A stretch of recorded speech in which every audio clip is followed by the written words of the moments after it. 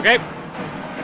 Well, good evening, ladies and gentlemen, and welcome in to Shenandoah here on the KMA video stream online, KMAland.com. Trevor Mader, TJ Young with you tonight. We've got Hawkeye 10 Conference basketball action between Red Oak and Shan, and we're getting ready to tip things off, I should say. And TJ, anytime Red Oak and Shan get together, always a fun time. Yeah, it's that Page County, Montgomery County rivalry, and then it should be a lot of fun tonight, both girls game and the boys game. Red Oak 0-3 this year so far in the girls under head coach Coleman Molinek. Shenandoah 1-3. We'll get the lineups for you here in just a moment as Shenandoah wins the tip. Macy Finley running point. We'll go left side, Caroline Rogers. In the lane, Lene Green. Two defenders collapse on her. Ball on the floor and a loose ball jump ball early on. Shenandoah starters Macy Finley, Caroline Rogers, Cassidy Stevens, Jenna Burdorf, Lene Green under the guidance of head coach John Weinrich. Red Oak with Olivia Boswell, Maddie Doyle, Lainey DeVries, Merced Ramirez, and Jaden Lindsay. Red Oak gets the possession after the jump ball. They bring it across. Lainey DeVries will go out top. Now back in the lane, DeVries. Two defenders on her. Will kick it out right side, Maddie Doyle. Swinging around the perimeter now with on the left side is Olivia Boswell. One dribble in the lane. Behind her defender laying it in is Jaden Lindsay for the bucket. Really good start for Red Oak. Get the jump ball on one end and get a layup on the other end. So Red Oak squad, they scored just 5 points their last time out and lost to Lewis Central, already with 2 tonight. Inside the lane to Green. Misses the shot long. Rebound by Merced Ramirez. And for Shenandoah, they're going to have to make that adjustment. There are a lot of eyes on Lene Green, rightfully so, but you got to use that for the kick back out. Top key three, Doyle, no good. Rebound tracked down. Merced Ramirez came up with it for Red Oak, and they'll get a reset offensively. In the lane they go. Kick it back out. Right side three, Boswell left short. Rebound into the hands of Macy Finley, and here come the Phillies the other way with numbers out front. In the lane, Stevens overthrew her. And it's a turnover. And that has been kind of the bugaboo for the Phillies so far through the first 4 games. A lot of turnovers. They're averaging about 25 a game, right around there, plus or minus a few. Got to clean that up. Lainey DeVries brings it across, almost stolen away by Macy Finley, but got a little too aggressive on the steal attempt. She'll get called for the foul. First foul of the night on either side. And I was surprised that Shenandoah didn't come out and press right away. They kind of sat back in a half-court man-to-man defense. We'll see if Coach Weinrich makes that adjustment as the game goes on. So Red Oak inbounds it into the backcourt. Now they've got it with Maddie Doyle. Handed off Merced Ramirez. Left side, Olivia Boswell going left to right. Now back right side, Ramirez. Fakes the pass, drives in, tried to create separation, threw it away. Wanted to kick it back out to Maddie Doyle, but just wasn't there. And it's out of bounds turnover to Shenandoah. So on this possession, if they're going to get it back into Lene Green, which is always a great idea, she's a really good post player, when they bring 3 or 4 bodies, she's got to look to kick out quick and reverse the ball. Now, you don't want to pound it in there if it's not there. Macy Finley running point. Now they'll get Green a look on the outside. Swings it left corner. They go back in the lane, and that is Jenna Burdorf who draws contact, and she'll go to the line. And TJ, one thing we were talking about, Jenna Burdorf, kind of a tweener as far as she can play guard, also playing in the paint a lot this year. Yeah, kind of one of those jack of all trades, master of none type of deal. She kind of does everything well, doesn't do anything, probably the best on the team, but she does everything well. She can dribble the ball, she can shoot it, she rebounds, plays good defense. And in this situation, they switched the low post and the high post, get Lene out top, and then it's one-on-one on the block, and Jenna goes to the line, gets Shenandoah on the board. Burdorf makes the first one. Jocelyn O'Neill checks into the game for Red Oak. Here's the next free throw coming from Jenna Burdorf. 2-1, 6:10 left here in the first quarter. Burdorf makes the second one, and we are tied at 2 early on in this one. 6:05 left in the first quarter. Pass out front, left side, Olivia Boswell being guarded by Green. Will kick out left side to Lainey DeVries. Now back right side, Merced Ramirez. Reminder, there's a shot clock this year, down to 20 left on it for Red Oak. They've got a right side touch, Olivia Boswell being guarded fiercely by Stevens, who is batted away by Burdorf. Red Oak gets it back, though, down under 10 on the shot clock. Ramirez with an out top, down to 5. Now down to 3. They got to get a look quickly. Boswell won't get it to connect, and it'll be a shot clock violation. Either way, Shenandoah ends up with the basketball. Jenna Burdorf tracked down the rebound. Again, in the lane, Green goes up strong, misses the shot, can't get it back as it's bumped out of her hands, out of bounds. But it'll stay with Shenandoah. 5:24 left here in the first half, and here's a bucket for Shenandoah to make it 4-2. And we get a foul on Red Oak. Scoreboard not working right now here in Shenandoah. At least the far side scoreboard, I should say. Currently not the one that has all the point totals and everything. Yep. Currently not operating. 5:08 left here in the first quarter. In the lane, out of bounds. They tried to go into Jaden Lindsay. Turn it over, and it'll go back to Shenandoah. 5:05 left here in the first quarter. The Phillies bringing it across. Macy Finley running point for them. Goes right side. Caroline Rogers again in the lane. Green got behind her defender, lays it up and in. And Lene Green will have an and-one opportunity coming her way. 6-2 advantage to Shenandoah. The free throw coming for Lene Green. Can't get it to go. It's tipped out of bounds. Will go to Red Oak. Two substitutions for Shenandoah. First, we got timeout on the floor. We'll take one with them. 6-2. Shenandoah leading Red Oak right now here on the KMA Extreme. Here it is. This is where my passion is my major. With more than 80 areas of study, dozens of clubs and activities to choose from, and advisors who ask the right questions and offer support, it's easy to be you at Iowa Western.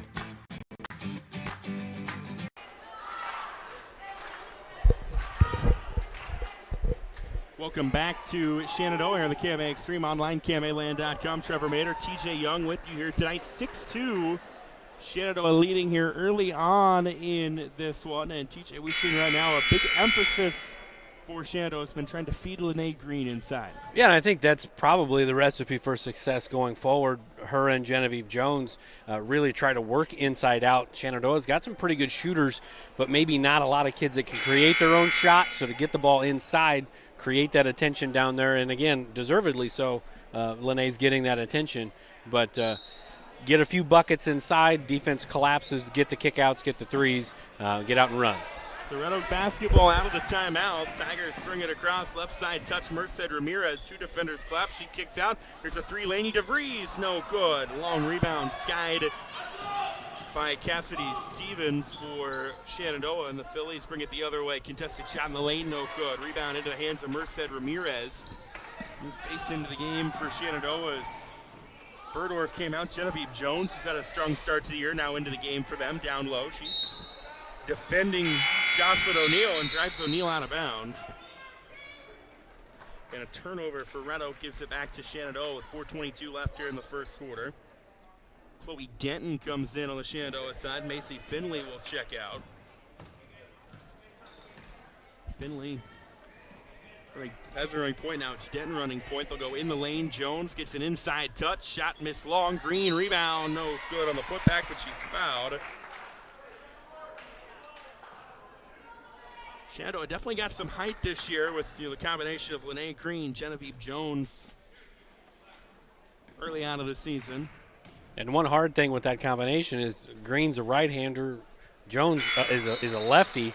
So when they do that post screen there, you get Jones on the left hand or the right hand block, left hand block as an offense, and she's a left-hander. So both good hands for both kids there, and that can cause some fits down the road. So Casey Kells comes in for Red Oak. Green can't get the second one to go. Rebound into the hands of Jaden Lindsay for the Tigers, and they will bring it up and across. Left side, Olivia Boswell back out top. Running point for them is Ramirez. They go in the lane. Boswell, one dribble. Pass to O'Neill, and she got a little happy with the feet. Gets called for the travel. Yeah, back-to-back turnovers there by O'Neill. Last possession, stepped on the baseline. This time shuffled the puppies a little bit, but Red Oak hanging in there 4 minutes into the ball game here. Shuffle the puppies, I like it. Here's a corner three, Denton, it's long.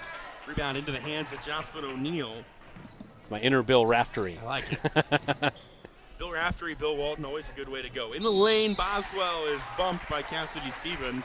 And I thought they were going to call a foul on Stevens the last time. She did the exact same thing they usually call that. They let it go the first time, but it was kind of one of those, fool me once, shame on you, fool me twice, shame on me. They got her that time for the reach. 3:37 left here in the first quarter. 7-2 Shenandoah. Driving in and going up was Kells. She was blocked. Green was there. Now Green will bring it across to Denton. Denton races in, got by her defender and lays it in. And one. Chloe Denton comes off the bench, gets a bucket. Now she gets a chance for the old school three-point play. That's a really sweet move by Denton there. Kind of a mini Euro step, brings the ball up and under the arms of the defender.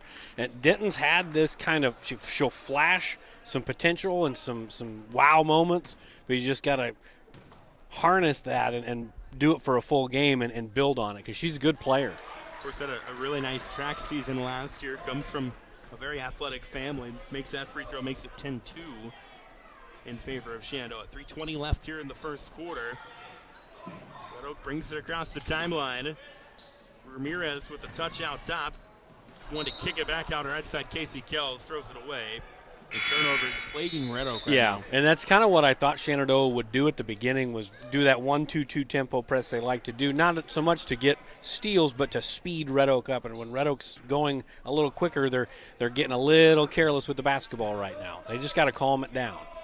Missy Finley back into the game now for Shenandoah. She's got it on the right side, or left side, then gives it back. They'll go in the lane. Jones, two defenders collapse. She misses a shot, tries to get her own rebound. She does. Can't get the second one to go.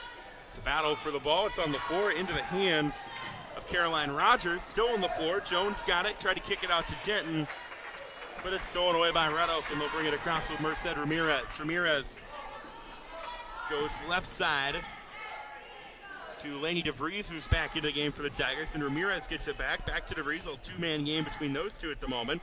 Elliot Jocelyn O'Neill involved on the right wing. Drive in, one dribble, pass back to DeVries. It's on the floor, stolen away. Here's Finley the other way, and a blocking foul on Red Oak will put Macy Finley at the line. That was kind of one of those 50-50s as Finley and Kells drew contact. Kells will get called for the foul. And really, the spacing on that fast break, Shenandoah very fortunate to get bailed out by a block call. The spacing, you had both of the guards basically running on the opposite sides of the 3-second lane. You really got to spread them out.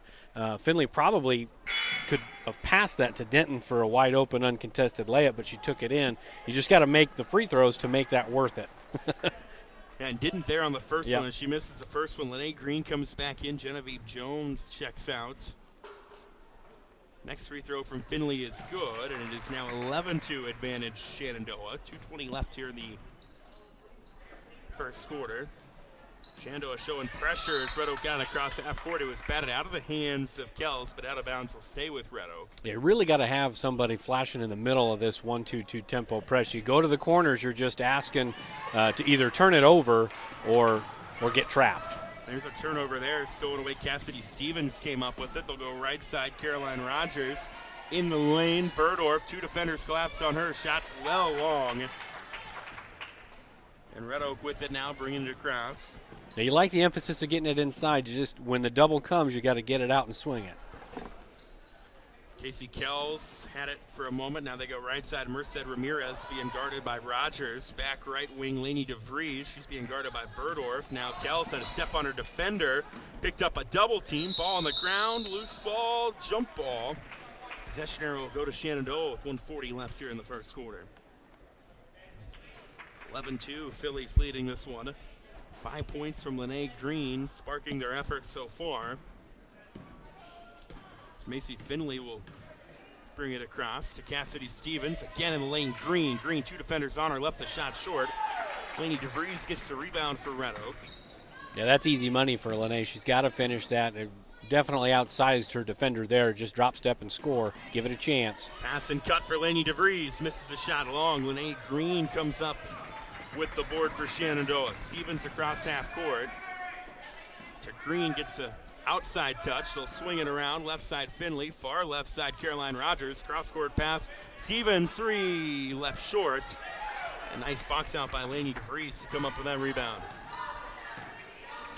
Under a minute left here in the first quarter. Right wing touch, Jocelyn O'Neal now goes right side to Ramirez on a cut to get it for Red Oak, and a new face into the game, Maddie Doyle. Then she went down. We called for the travel.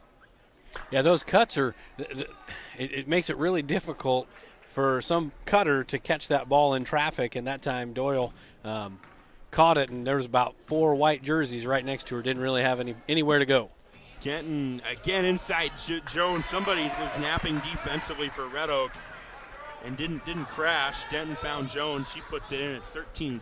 Yeah, quick feed inside there too. There wasn't any messing around. Denton got it and got rid of it. There's a steal into the hands of Cassidy Stevens. Jones playing the defense to get that. Then Stevens tried to swing it in the lane. I think she wanted to go to Burdorf. Burdorf wasn't anticipating it.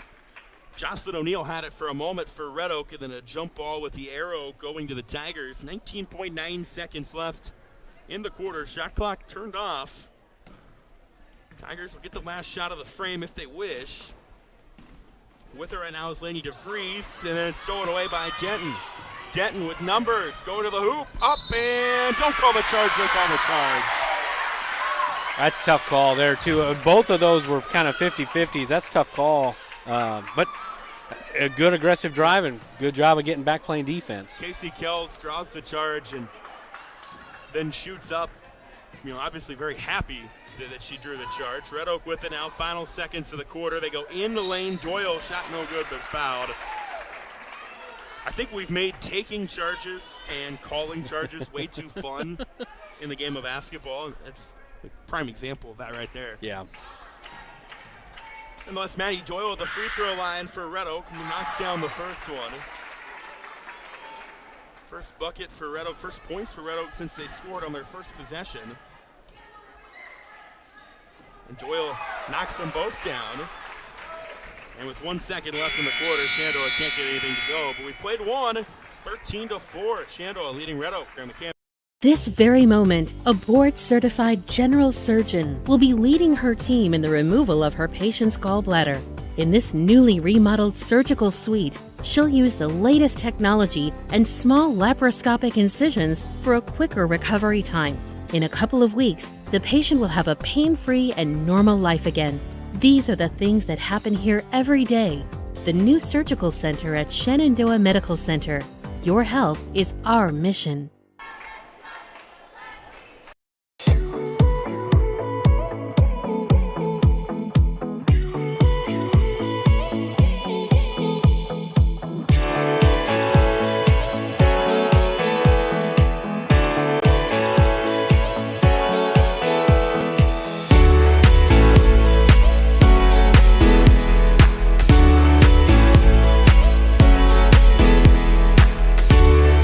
Audio and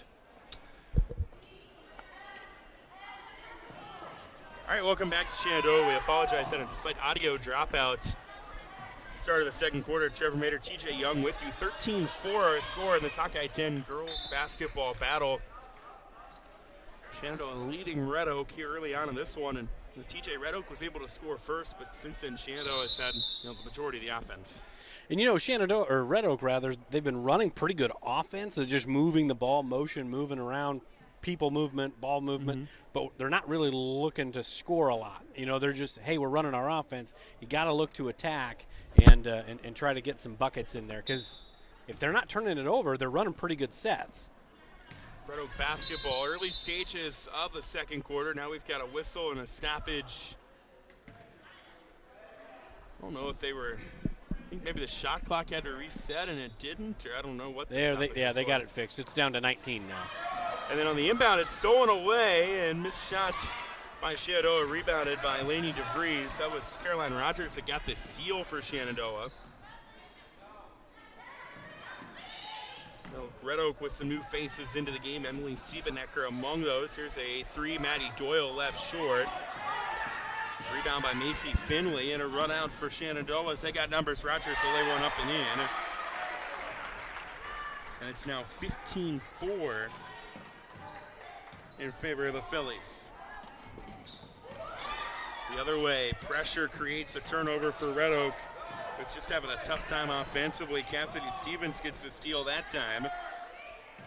Macy Finley back to Cassidy Stevens. Right side, Caroline Rogers. Now they'll go in the lane. Lene Green, she puts in. She's got 7 on the night. And it's 17-4 advantage Shenandoah. Just like they talk about when a quarterback makes an easy throw in football, it's just easy pitch and catch. And that's what that was right there. There wasn't a lot of pressure on the basketball. And Green just outsized the defender, just drop step and score on that right block. She's going to be able to do that to, I feel like, a lot of teams this year. And, you know, for Shenandoah, the first 2 or 3 games, it was really hard for them to try to get her the ball. And I think they're really started to make that a priority as the season's kind of gone on here. Turnaround shot, no good. Nice look by Ellison Johnson, but it doesn't fall. Shenandoah comes up with the rebound. Abigail Martin got to it. The other way, Stevens will feed in the lane. Green gets the roll to go, and now Lene Green with 9 on the night, and it's 19-4 with 6 minutes left in the half. DeVries, Ramirez back to DeVries. Now they'll go out to Siebenecker. 1 dribble, pass right side. Here's a 3. Ramirez, no good. Long rebound, tracked down to the corner by Caroline Rogers for Shenandoah, and Stevens will bring it in. Guess what? 2 defenders collapse. She feeds Green. Green goes up and gets it to go. It's kind of like pick your poison. If you don't collapse, then you're just going to allow whoever, whether it's Stevens or Rogers, to pull up and get short shots, or Lene Green's going to find something inside. Nonetheless, United Group Insurance is a team of people you know and people you trust. We offer home, auto, farm, crop, life, health, and commercial insurance from our convenient offices in Atlantic, Griswold, Red Oak, and Shenandoah. Our team of agents work together to make sure our customers find an insurance policy they feel great about. We offer a variety of insurance carriers, so you can choose what works for your coverage needs. Learn more at United Group INS. 5:33 left in the first half. Trevor Mader, TJ Young with you here tonight, and it is 21-4. Shenandoah leading Red Oak right now. 5:33 left. Red Oak basketball out of this timeout. An 8-0 run for Shenandoah to start this quarter. Lainey DeVries with it for the Tigers. Now hands off Jocelyn O'Neill back into the game. Siebenecker had a touch for a moment. Gives it back to Ramirez. Ramirez almost had it pickpocketed by Lene Green. She'll kick it back out. Lainey DeVries step on her defender for a moment. Now we'll go to Ramirez, who cut in and can't get it to roll. And out, no good. Pretty move. Just a tough luck miss there for Red Oak. The rebound, by the way, by Jenna Burdorf. Now left side, Burdorf with a touch. They'll go to Rogers. In the lane, Genevieve Jones snuck behind the defense, but it was tipped away. Out of bounds, they're going to say last touch by Shenandoah. It'll go to Red Oak.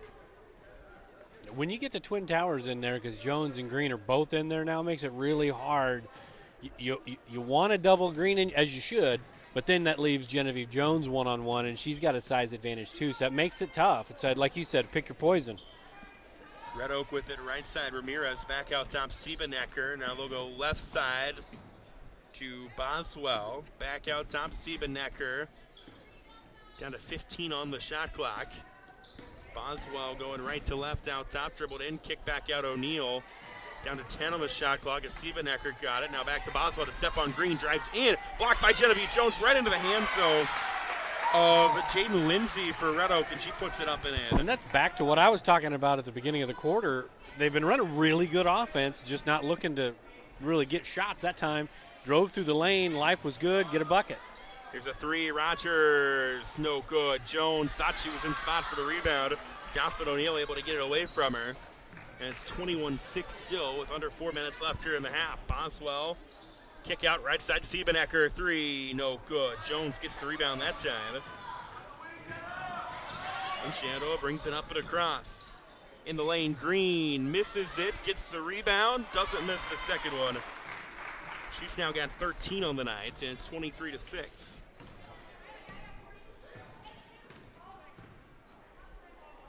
3:30 left here in the first half. Siebenecker with it out top. 1 dribble. Goes to O'Neill. O'Neill wanted to go left to right. Almost stolen away by Caroline Rogers, but instead Ramirez gets back to it. Nice job by Rogers to get back defensively. 15 on the shot clock. Left side touch O'Neill. Back out top to Ramirez. Ramirez will stop and pop, it's no good. Genevieve Jones with the board. Now Shenandoah had numbers for a moment. Rogers will just go right back into Lene Green, who misses a shot, tries to fight for the rebound. Jump ball between her and O'Neal. Possession arrow will stay with Shenandoah, as now we'll see some substitutions. Green get a well-deserved breather. Got Nevaeh Yale coming in for the first time, and then looks like Denton back in for Shenandoah. So Yale and Denton, the new faces. Here's a bucket. It wasn't much of an out-of-bounds play. They were just lined up in a line, and they threw it to the tall kid. The tall kid just stood there and shot. Makes it 25-6. And now a steal the other way. Denton trying to lay one up and in, too strong. This one show one back. Jocelyn O'Neal comes up with the rebound. 2.5 left here in the half. Boswell, pass and cut, drives in, and they'll get Jenna Burdorf with the foul. A good take there by Boswell. Just pivoted, saw the defender, knew that she had a size disadvantage, took a dribble inside and went right at her, and now she's on the line. So now Boswell at the free throw line makes the first one. 25-7. 2:26 left in the first half. The next one from Boswell is airballed. And possession back to Shenandoah's. Burdorf and Rogers will come out. Looks like Macy Finley back in, as well as Taylor Henderson. We got a timeout on the floor. 2:26 left in the. Sorensen Auto Plaza in Shenandoah has been here over 25 years, and they specialize in financing. Buy here, pay here. At Sorensen Auto Plaza, they finance all credit types. Bad credit, no problem. Visit SorensenAutoplaza.com to apply for financing and stop by and visit us on Sheridan Avenue. Sorensen Auto Plaza, proud to support this Shenandoah live stream.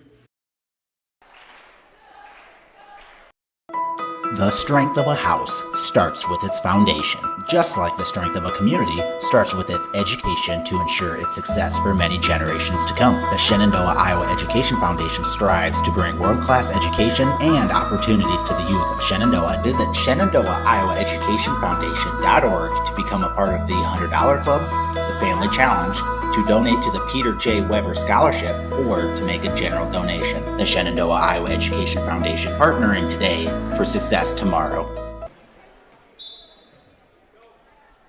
2:26 left here in the first half. 25-7. Shenandoah leading Red Oak. Shenandoah with the basketball. Coming out of this timeout, Genevieve Jones with it. Far right side touch. Now they go right wing, Chloe Denton.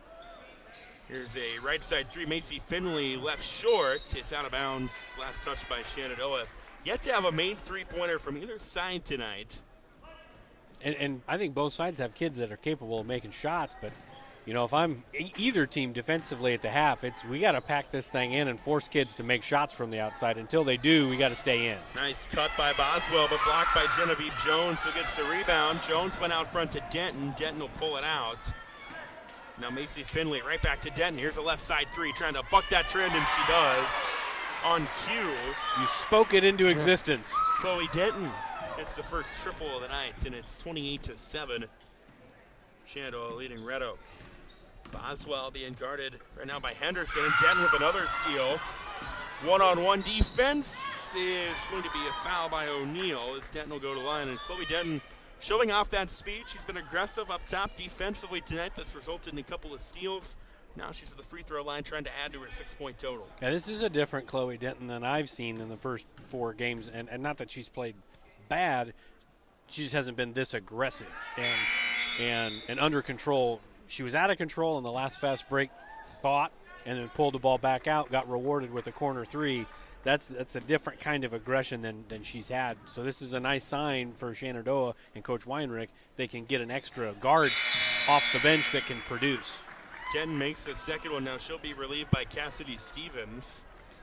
93 seconds left here in this first half. Red Oak will bring it across. Go in the lane, DeVries. DeVries kick out Siebenecker. Now Ramirez with it out top. Cut by Boswell, driving in. Lots of contact. They let him play through. Abigail Martin ends up with a steal for Shenandoah. Right side, Finley. Back to Stevens on the right wing. Now lob left side. Henderson a three. It's left short. Rebound by Jaden Lindsay. Minute left in the half. Ramirez goes to DeVries. DeVries with a shot fake, then drove in. Pass to Ramirez. Right back to DeVries. Turnaround shot from her is good. Again, Red Oak runs some nice sets. Just haven't been able to finish. They do there.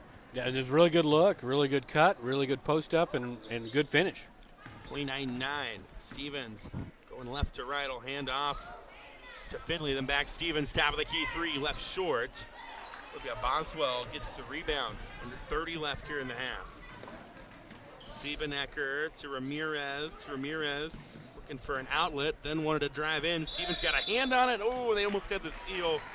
Did Stevens and Finley, but they're going to get their foul on, I think it's going to be on Finley. Yeah, it'll be a 1-and-1 now. It's going to put Merced Ramirez at the line. Red Oak 0-3 on the year under head coach Coleman Molinix. First year head coach for them. Spent many a years as the head boys basketball coach at Audubon. Ramirez misses the first one. She only gets the one. Nevaeh Yale gets the rebound. 20 left in the half. Shenandoah going to play for the last shot with the shot clock turned off. Finley dribbling out near the S logo, but it's stolen away. Ramirez, she read it perfectly. Layup by her is up and good in the final seconds of the quarter and of the half. And that is how it ends. So Red Oak running some nice things down the stretch in the second half, cutting this deficit down. But it's a steep hill to climb for them right now. Shenandoah leading 29-11 at the break here on the KMA Extreme Online. Pella Corporation in Shenandoah is growing. Pella is a family-owned company and has a strong heritage that started in 1925. Pella offers a strong benefit package.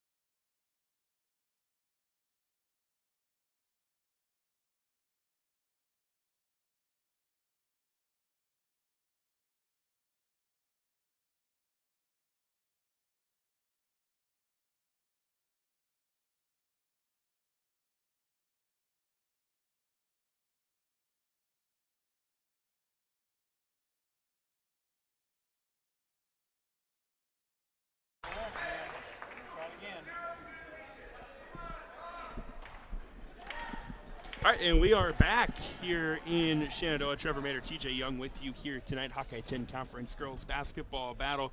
I apologize, have battled some audio difficulties here tonight. Technology, fantastic when it works, right, TJ? Yeah, we had the same problem on Friday night, but this is a different setup, but same problem. So I'm glad it's not just me. No, yeah, and I'm usually prone to finding the technical difficulties. 10 seconds into the second half, still 29-11. Shenandoah leading Red Oak. That was the score at halftime. Red Oak with the basketball. Here's Lainey DeVries. Misses a shot long. Rebound into the hands of Lene Green for Shenandoah. And the Phillies will go to work offensively for the first time in the second half. But a travel on Cassidy Stevens will thwart that. Yeah, an unforced turnover there, and what you missed in the first 10 seconds was a good drive by DeVries, and then again another good take, what you saw. So back-to-back good quality possessions, just not coming away with points. So Red Oak with the basketball now. They'll go high-low with it was Jaden Lindsay, but it's stolen away by Caroline Rogers for Shenandoah. Finley with it now. Starters on the floor for Shenandoah. Finley. Going left to right, going to swing in the lane. Caroline Rogers passes in front of her, out of bounds. It really choppy on the offensive end for the Phillies coming out of the locker room. I know that's not what Coach Weinrich was going for here. A couple, 2-3 turnovers here right in a row in the first minute. 52 seconds into the second half. No score from either side. The score remains 29-11. Lainey DeVries had a touch for a moment. They'll go to Olivia Boswell. Boswell now hands it off Maddie Doyle. Doyle back out top. Boswell, 15 on the shot clock. Boswell got a high screen, kick out. Doyle, swing it in the lane. DeVries, two defenders were there. DeVries goes up strong, draws the foul. And Lainey DeVries will go to the free throw line. Yeah, and 29-11, it seems like it's just kind of forever away. But if Shenandoah keeps struggling offensively, that's 3 out of 4 possessions for Red Oak. They've been able to get it to the block and have opportunities to chip away. DeVries she's just got to make some of these here. Got to cash in at the line. She misses the first one. 6:44 left here in the third quarter. Second one, no good. Lene Green gets another rebound for Shenandoah. Macy Finley will bring it up and across. Right side, Caroline Rogers. Back out top, Finley. Swinging around the perimeter. Left side, Stevens. Now a little high-low to Green. Sets up an open three. Macy Finley couldn't quite get the roll. Rebound, Berdorf. It was blocked from behind by Ramirez when Berdorf went up. And it's out of bounds off of Shenandoah. It'll go to Red Oak. Yeah, I never like that when they call a travel on somebody that jumps, grabs it, and then goes to the ground. I mean, Yes. what advantage are they getting? I digress. 6:13 left here in the third. There'll be a Boswell, an open look for a moment. Instead, he'll kick out. Here's Doyle, a three, left well short. Kind of works as a pass. Yeah. Jaden Lindsay comes up with it. But again, just another possession, no matter how it happened, but it ended in a layup. 29-13. Here's a three, no good from Stevens. Rebound by Merced Ramirez. And Red Oak trying to cut back into this lead. Here's Boswell. Go back to Doyle. Doyle going left to right. We'll go right side with it. Boswell back out top. DeVries. DeVries had a look for a moment. Now Boswell down to 12 on the shot clock. Driving was Ramirez. Kick back to DeVries. DeVries separated her defender and gets the shot to go. DeVries has had these first 3 minutes of the third quarter, she's played super, super well. Finally gets rewarded with a bucket. 29-15 Shenandoah. Last 6 have gone to Red Oak, dating back to the final seconds of the first half. There's a step back tray. Cassidy Stevens stops the run. 32-15 Shenandoah. Yeah, definitely needed it. It was a wide open shot. They're taking away Green, and the shooters are going to have to make shots. Pass was almost stolen away. DeVries got by it. Now she'll get a touch. Top of the key. Three off the iron, too strong. Long rebound tracked down for a moment by Ramirez. Ball on the floor ends up in the hands of Lene Green. Shenandoah brings it across. Macy Finley Finley goes in the lane. Green, 2 defenders collapse. Green, did she step on the line? No, double dribble. That's a tough call. She, I think, was trying to transfer it hand to hand. And the ball got hit by Ramirez, and I mean it was a double dribble because that's what they called, but that was a tough call there. Chloe Denton comes in on the Shenandoah side, as does Genevieve Jones. So got the Jones-Green lineup for Shenandoah. I think it's kind of an interesting look for them inside. We've seen that one other time tonight. DeVries with it out top right now for Red Oak. Almost stolen away by Green. Got it back. DeVries drives in. Contested shot is no good. Genevieve Jones muscles her way to the board, and Shenandoah bring it across. We get another good drive by DeVries. Just got to get these ones to go down because they're getting good looks. Finley back out top. Denton right side. Rogers 3 bang. Caroline Rogers makes it 35-15. She's got 5 on the night. And we talked about it before half. You know, if you're in the locker room, you're really compacting that zone, making the shooters make shots. Well, that's back-to-back threes for the Phillies. 3:27 left in the third. DeVries with it out top. Kind of has her choice of what she wants to do with it. She drove in for a moment, then turns her back to the basket. It was poked by Green, but Red Oak gets it back. Far right side, Ramirez. Back out top, DeVries. Swinging around left side, Boswell down to 5 on the shot clock.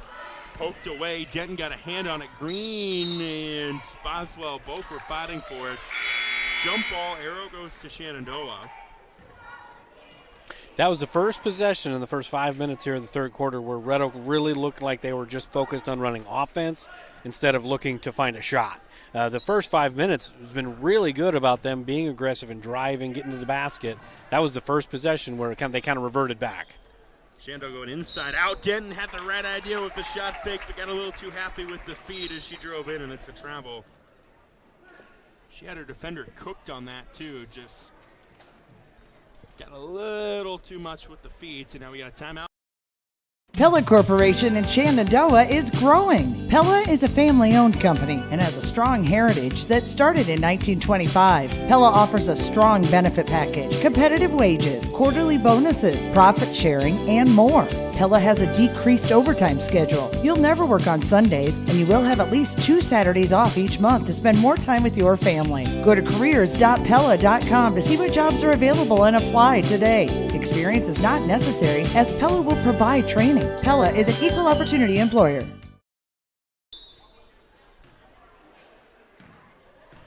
.252 and rolling left here in the third quarter. Trevor Mader, TJ Young with you here tonight. Red Oak with the basketball, down 35-15. Right now, Merced Ramirez passes to Casey Kells, who's into the game. She drove in, Denton got a hand on it. Kells got it back. Now Kells on the left side, again tried to swing it in the lane. Denton got a hand on it again. It's stolen away. Macy Finley. Finley hard to the hoop. Blocking foul called as she went up. It's on Merced Ramirez. Or check that, Lainey DeVries rather. And that'll put Macy Finley at the free throw line. 2:29 left here in the third. Finley's first free throw rattles out. 35-15. So a 29-11 game at the half. So a 6-4 Shenandoah edge so far here in the third quarter. Make it 7-4. Finley gets that one to go, and it's 36-15. Boys game coming up after this one. Both Shenandoah and Red Oak searching for their first win of the year in that contest. Here's DeVries down low, being guarded by Green. Back to the basket. DeVries trying to get something. And a 3-second call. Obviously, it's not on DeVries. But elsewhere in the lane for Red Oak, they get dinged for the 3 seconds. And now Shenandoah will make some substitutions. Lene Green comes out. Abigail Martin comes in. Emily Siebenecker comes in for Red Oak. Jaden Lindsay will come out. 2:12 to go here in the third. 36-15 advantage Phillies. Denton's in the lane to Jones. Jones made the extra pass. Martin back out top. Stevens. Now here's a right side three. Rogers is there. She's got 8 on the night. Yeah, if Rogers can find a consistent stroke this year, she's going to be a nice 1A to Lene Green as far as being able to put the ball in the basket for the Phillies. 39-15, and then stolen away by guess who? Rogers in the lane. Drove in, got a little too far ahead of herself. Gives it to Stevens inside, and Stevens took one too many steps. That's twice now here in just the first, or in the third quarter, that Stevens has walked with it. You just got to clean that kind of stuff up. We got to help her. She picked up her dribble. Somebody's got to come over and help, but you can't put yourself in that situation. 90 seconds left here in the quarters. It's stolen away. Stevens will bring it across. Left side, Rogers right back in the lane. Jones up and in. And it's 41-15. Yeah, good quick find by Rogers and good job by Jones rather to run the floor, get an easy layup. And they're stretching the lead here, are the Phillies. Minute 5 left here in the third. Loose ball on the floor into the hands of Denton. Denton races past her defender. Following defender got a hand on it. It actually knocks it out of bounds. That's Casey Kells who poked it out. It'll go to Red Oak as Shenandoah will bring in some substitutions. That's a tough call. I mean, you don't have to give Denton the foul and the free throws, but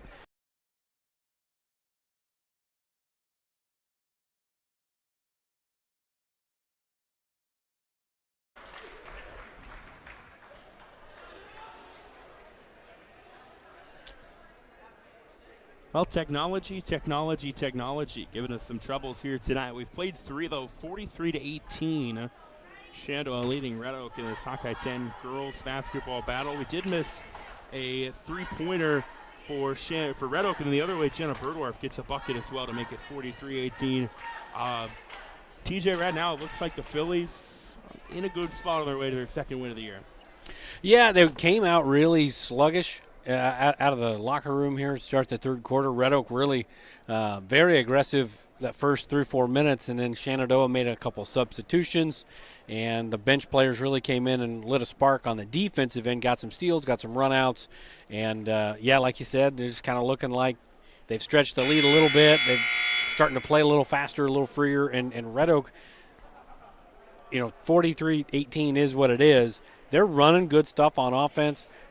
It's a little bit of a mismatch on the defensive end, but they're running good stuff on offense. It's just more about making the shots and looking to score instead of just worrying about running the offense type of thing. I mean, they are running good offense. We've said that like 8 times, but it's just that first 4 minutes of the third quarter, man, they were looking to score, and that was pretty, and they were getting good looks. They just got to kind of get back to that because I think it's there.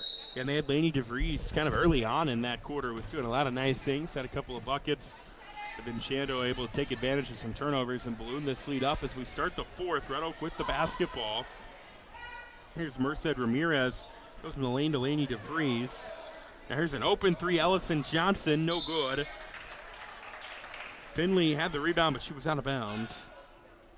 Yeah, when the shot becomes an afterthought, you probably don't want to shoot it. No. I mean, it's there. You got to look to shoot. Johnson gets the touch on the inbound. Will kick out to Siebenecker. One dribble right side. Now they'll go back out top. Maddie Doyle. Siebenecker swinging around the perimeter. Johnson down to less than 8 on the shot clock. Here's a three. Siebenecker, no good. Rebound into the hands of Caroline Rogers for Shenandoah. And the Phillies bring it up and across, and a layup good by Jenna Birdorf. We got that bucket from Jenna. Yeah, that layup was nice, but the one that we missed was pretty. Really nice. It was a nice little reverse layup, so sorry to the Birdorfs for missing that. 45-18, 7:05 left. Siebenecker three, left it short. Rebound tracked down by Merced Ramirez, and a reset for Red Oak. Siebenecker back to DeVries. In the lane, Ramirez, contested shot off the glass, no good. Long rebound, Lene Green. Who then got it to Finley. Finley back to Green, misses the shot, gives her a shot for another rebound. There's a foul on the floor. And it's a foul on Red Oak. Lene Green, I've got her at 13 points, 8 rebounds tonight. Yeah, 6:45 to go. She's kind of flirting with a double-double. Couple more boards. Definitely within reach. Berdorf, left side, Finley. Finley, three, no good. Ramirez gets the rebound for Red Oak. I'll bring it across the timeline. DeVries to Siebenecker, back to Doyle. To Ramirez on a cut. Doyle gets a touch. Two defenders collapse. Goes back out. DeVries, she'll pop a three. Right side, no good. Tipped around. Rebound into the hands, of Johnson. And then a foul on Shenandoah. Nevaeh Yale was trying to get the steal from Johnson. Couldn't do it. We'll see a Red Oak substitution as Johnson will come out. Now looks like Jocelyn O'Neill, or check that, Jaden Lindsay coming in for Red Oak. 6:11 left in this game, 45-18. Stolen away on the inbound. Jenna Berdorf. Then Red Oak gets it back. Here's Ramirez, three, no good. And a jump ball situation. Won't go to Shenandoah, 6 minutes left.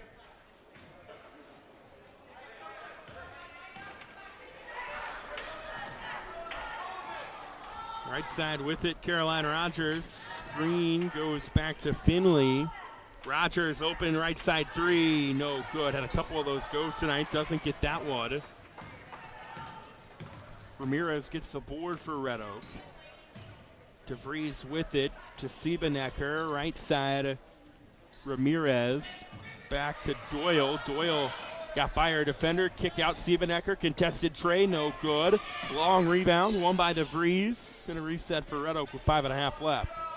Left side Doyle, back to DeVries. DeVries wanted to pass to Ramirez, it was tipped away by Rogers. Shenandoah gets the steal, they'll bring it across with Finley. Finley goes left side, Rogers. Wanted to go in the lane, Green, nicely defended by Red Oak. There's Ramirez, who's been all over the place, and I got a hand on it, creates a jump ball. And the arrow goes back to Red Oak. The last couple minutes, pretty choppy on both sides.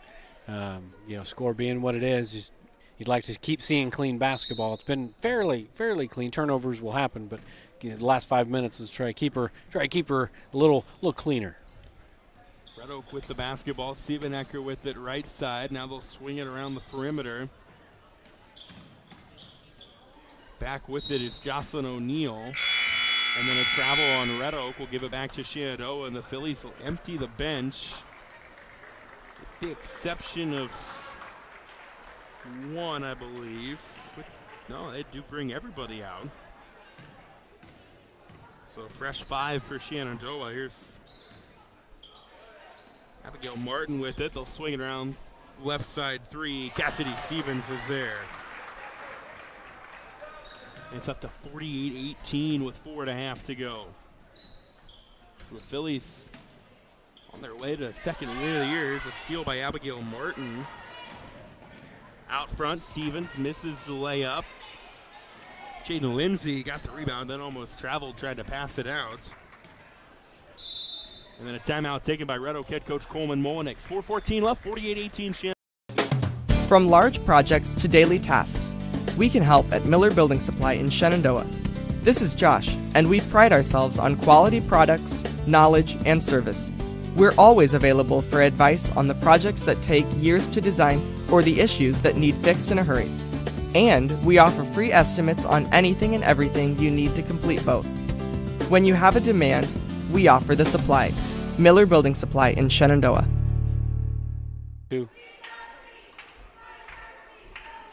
48-14.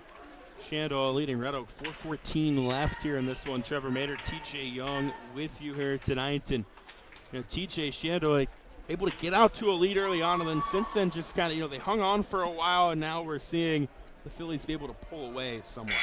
Yeah, shots have been falling a little bit here in the last probably 5 or 6 minutes of basketball, and that's definitely helpful because Red Oak has done a much better job in the second half of cutting down the half-court paint touches. They're making that very, very difficult. And Lene Green, I don't believe, has any buckets here in the second half. but the guards are making some shots outside, and then they're getting steals and getting runouts. Red Oak looked like a house of fire in the first 3 or 4 minutes here of the second half. They got to get back to that here in the last 4. Yeah, Red Oak with the basketball. 4:05 left here in this game. Merced Ramirez with it out top. Will pass it away. Kells lost it for a moment. Denton has been all over the place defensively tonight. Now a jump ball as bodies hit the floor trying to get that one, and it'll go to Shenandoah. Cassidy Stevens will come out now for the Phillies. With it left side, Taylor Henderson. Now Denton in the lane. Jones got behind the defense, goes up strong, misses it, gets the rebound and gets the putback. Genevieve Jones now with 8 points, 7 rebounds. 50-18, 3.5 to go. Kells being guarded fiercely, has it stolen away by Alexis Shebaum, and they'll bring it up and across left side. Denton, was there a whistle? There was, says Aaron Williams, and we'll reset with Chloe Denton inbounding in. 3:20 remaining this one. A little high-low action turnaround. 10-footer no good from Abigail Martin. Rebound by Jocelyn O'Neill, and we get a whistle and a foul. I believe that was on Jones there. 3:16 to go in this one. Shenandoah started the year with a loss to an Abraham Lincoln team that is playing some really good basketball right now. Ran into a state-rated Underwood team. Dropped the tight battle. Here's Kells, was going to travel if she hung on to the basketball. Instead, Denton gets a steal, throws it out front, and the shot left short. Rebound into the hands of Kells. Then they beat Southwest Valley. Lost to Harlan the other night. On their way to their second win of the year, and then they'll get Clarinda in an interesting matchup early next week. Ramirez gives it to O'Neill as 2 defenders on her, throws it away. Abigail Martin with the steal for Shenandoah. 2:30 to go. Here's a 3, no good. Kells with the rebound. Down to 2 minutes and 20 seconds left in this game. Right side, Olivia Boswell with the touch. Goes back out top to O'Neill. Who then gives it to Casey Kells. Kells had 2 defenders on her. She gets fouled. Denton and Shebaum were there. We'll see who the guilty party is. I think they're going to get Shebaum there. Looks like it anyways. We'll see some substitutions for both Shenandoah and Red Oak now. With 2:08 remaining in this one. Inbound right side to Freeze. They go to Boswell. Boswell creates some separation. Tried to bank it. Doesn't get it. Jaden Lindsay gets the rebound on the putback. Yeah, good strong move by Lindsay there on the backside rebound. And now she's got a chance for the N1. So Jaden Lindsay at the free throw line. She's got 8 points on the night. 2:01 left. Lindsay misses that one. And then a timeout taken as soon as Shenandoah. No, it looked like she stepped on the line there, yeah. I was kind of confused. I thought maybe.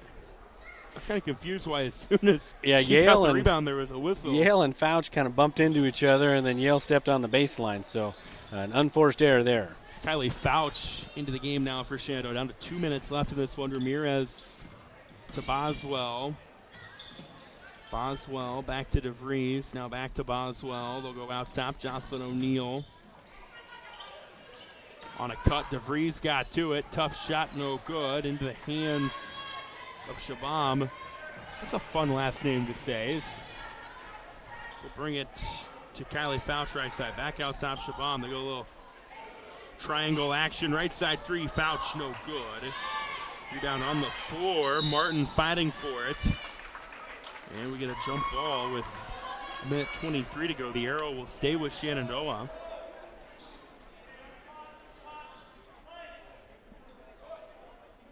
And they'll inbound it and catch and shoot. No good. Rebound for Red Oak, and they'll bring it across. A minute 15 left in this one. So the Tigers search for their first win of the year, going to have to wait. Here's a three that's good by Olivia Boswell. Makes it 50-23. We get a timeout on the floor. We'll keep it here. Red Oak, before the break, they've still got Kemper Catholic, Trainer, Riverside, Harlan, Denison, Schleswig awaiting them before heading into Christmas break. Meanwhile, for Shenandoah, we touched on, I'm really intrigued by that matchup with Clarinda on Monday night. Very athletic Clarinda team. I think very much a winnable game for the Phillies. It'll be interesting to see how those two teams match up. Yeah, I think it's going to be. I think it's going to be a very competitive series when they play the home and away there. The first one in Clarinda next week should be pretty good. Clarinda, like you said, they got a lot of athletes and they're young. They got a couple older kids, but for the most part, they're playing freshmen, sophomores, juniors, just like Shenandoah. Shenandoah doesn't have a senior on the team, so two really young teams that are local. So it makes it a little extra flair there, too. Both teams are going to go into that game expecting to win. Derek will have a call that one. I believe that's next Monday. It is next Monday. Also, Shenandoah will have Creston, St. Albert, and Atlantic before Christmas break. Fouch with the basketball, hands it off, gets it back now, drives in, two defenders collapse.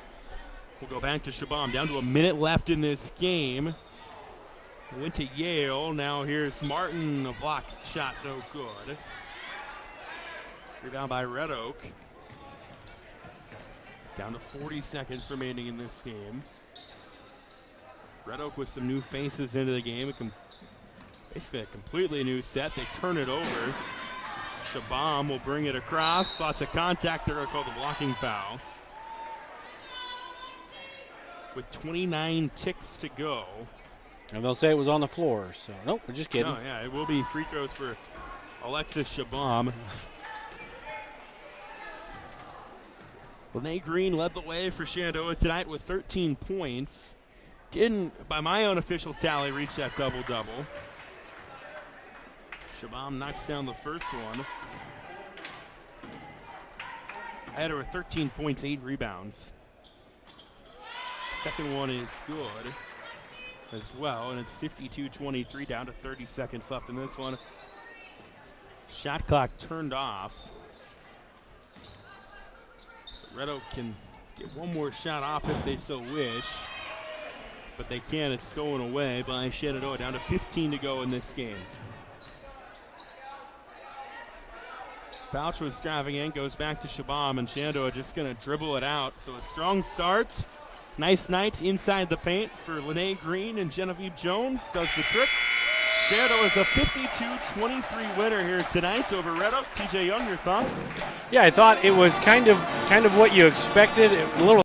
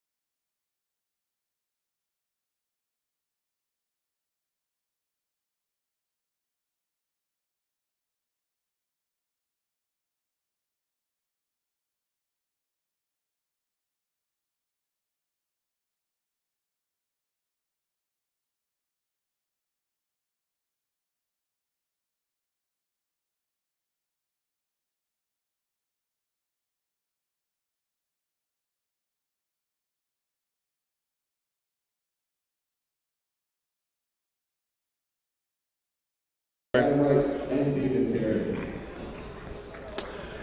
a good evening from Shenandoah. Trevor Mater, TJ Young with you here tonight on the KMA Extreme Online, KMAland.com. We've got Hawkeye 10 Conference boys basketball action. It is Shenandoah, it is Red Oak going at it, and TJ Young, both these teams searching for their first win of the year. Yeah, I think it's kind of a tale of two teams. What we saw in the first game, Red Oak was a little bit different than Shenandoah, and I think you're kind of going to get the flip of that tonight. You know, Shenandoah is just kind of a growing program. Red Oak's been there, done that. They got to replace some guys, but as far as the talent level goes, and I think Red Oak might be just a touch ahead of Shenandoah at this point in the season. It's the Red Oak team that was a state tournament team a year ago. Their top two returning scorers from that squad, top two scorers from that squad returning in Max DeVries and Hunter Gilliland, but otherwise kind of a young lineup for them. They're going to roll tide: Hunter Gilliland, Braden Sifford, Braden Woods, Max DeVries, and Aiden Bruce. And it's Red Oak basketball to start. Braden Woods with it left side. Woods now will go to DeVries out top. Now on the cut, Braden Sifford gets the basketball near the Shenandoah logo. Shenandoah rolling with Jade Spangler, Juan Cepeda, Camden Lorimer, Gage Heron, and Cole Graham. Gilliland had a step on his defender for a moment, gives it to Sifford. Right side, Woods. He'll go back out top. Sifford down under 10 left on the shot clock. Gilliland with a three, but he traveled. Yeah, really good defensive possession. You're getting a kind of a diamond and one from Shenandoah right now on DeVries, and deservedly so. He's a very, very good basketball player. First team all-conference a year ago, I believe. Is that correct? Yes, yep. Very, big part of their run last year. DeVries forces a turnover there, pops it out of bounds. That is the Achilles heel right now for Shenandoah. They got a lot of things they got to work on, young team, all that, but handling the basketball and handling pressure, they've really struggled at that over the first couple of ball games. Here's Braden Sifford with it out top for Red Oak. Now he'll go Braden Woods back to Sifford. Sifford drives in. Gilliland traveled again. And Hunter Gilliland, 2 touches, 2 travel calls against him. He was a hero for the Tigers last year in their postseason run. Yeah, back-to-back possessions, back-to-back turnovers. You couldn't ask for a better start if you're Shenandoah defensively. Yeah, get something going offensively, though. They bring it across half court. Camden Lorimer, contested shot is good, and he's fouled. Really good take by Lorimer. Just a little floater over some height, get some contact, and one opportunity. So Lorimer now will go to the line. 2-zip Shenandoah here so far early on, 57 seconds in. Lorimer misses it. Long rebound. Tracked down. Aiden Bruce comes up with it for Red Oak, and they'll bring it across with Sifford. Sifford to Gilliland, right back to Sifford. 2 defenders collapse, and another travel, this time on Braden Sifford. And Coach Spencer Plank telling his squad, hey, let's slow it down. Yeah, and really, it's kind of an odd look. They're trying to run zone offense against this box and one. They really should just kind of run man offense and just keep running their offense. Because DeVries is just kind of standing in the corner. Spangler brought it up, got fouled as he was bringing it across. Shenandoah, by the way, under the guidance of head coach Ryan Spiegel. Girls assistant for quite some time under Coach Weinrich, now in charge of the boys program. Here's a pickpocket by Gilliland. Defender in pursuit. Gilliland will just lay it in. Good pickpocket there, an easy lay-in. That's a really good job for Red Oak. 2-2 now our score. Contested shot by Lorimer, no good. A whistle. As that one, I think, hit the cable, and it'll go back to hit the shot clock, which is something obviously we never had to deal with until this year. It would have been out of bounds anyway. Right. Now it goes to Red Oak. 6:28 left here. Woods bowls his way through the lane, misses the shot. Bodies all over the place on the rebound attempt. I think they're going to get Max DeVries on the foul, and they will. Yeah, that's a tough break for DeVries. That's one now. Just you're a minute and a half into the game. You just got to stay available. Third team foul on Red Oak in the first minute and 40 seconds. Here's a steal. Sifford got in the lane, leaves one up and in. And it's 4-2 in advantage of Red Oak. Now another steal. Here's a 3. Woods, no good. And rebound by Gage Heron for Shenandoah. The other way, a 3, no good. It would have been a travel anyway on Lorimer. Yeah, there's a lot of emotion going on the first 2 minutes, but all the kids just need to just kind of take a big old deep breath, settle down, and then they'll get into some good basketball, I think, tonight. Yeah, kind of a clunky start for both teams, I would say. Here's Gilliland with it left side, back out top, Sifford. Sifford will give to Woods. It was deflected. Triangle offense at work as Gilliland. Left side three is there. When Hunter Gilliland gets on from the outside, that can be bad news for Shenandoah defensively. The Mustangs working quickly. Cepeda dribbles it away, stolen away by Woods. Woods brings it across, goes to DeVries. DeVries traveled. You know, and this group is for sure calling that tonight. They called one on Shenandoah, and I believe that's the fourth one on Red Oak. So they're 2 on Gilliland, 2 on DeVries. They're calling that tonight. So shooters need to make sure they don't shuffle the puppies coming forward on the shot. Seth Zwickel into the game for Shenandoah. Here's a steal, Gilliland. Gilliland trying to lay one up and in, and he does.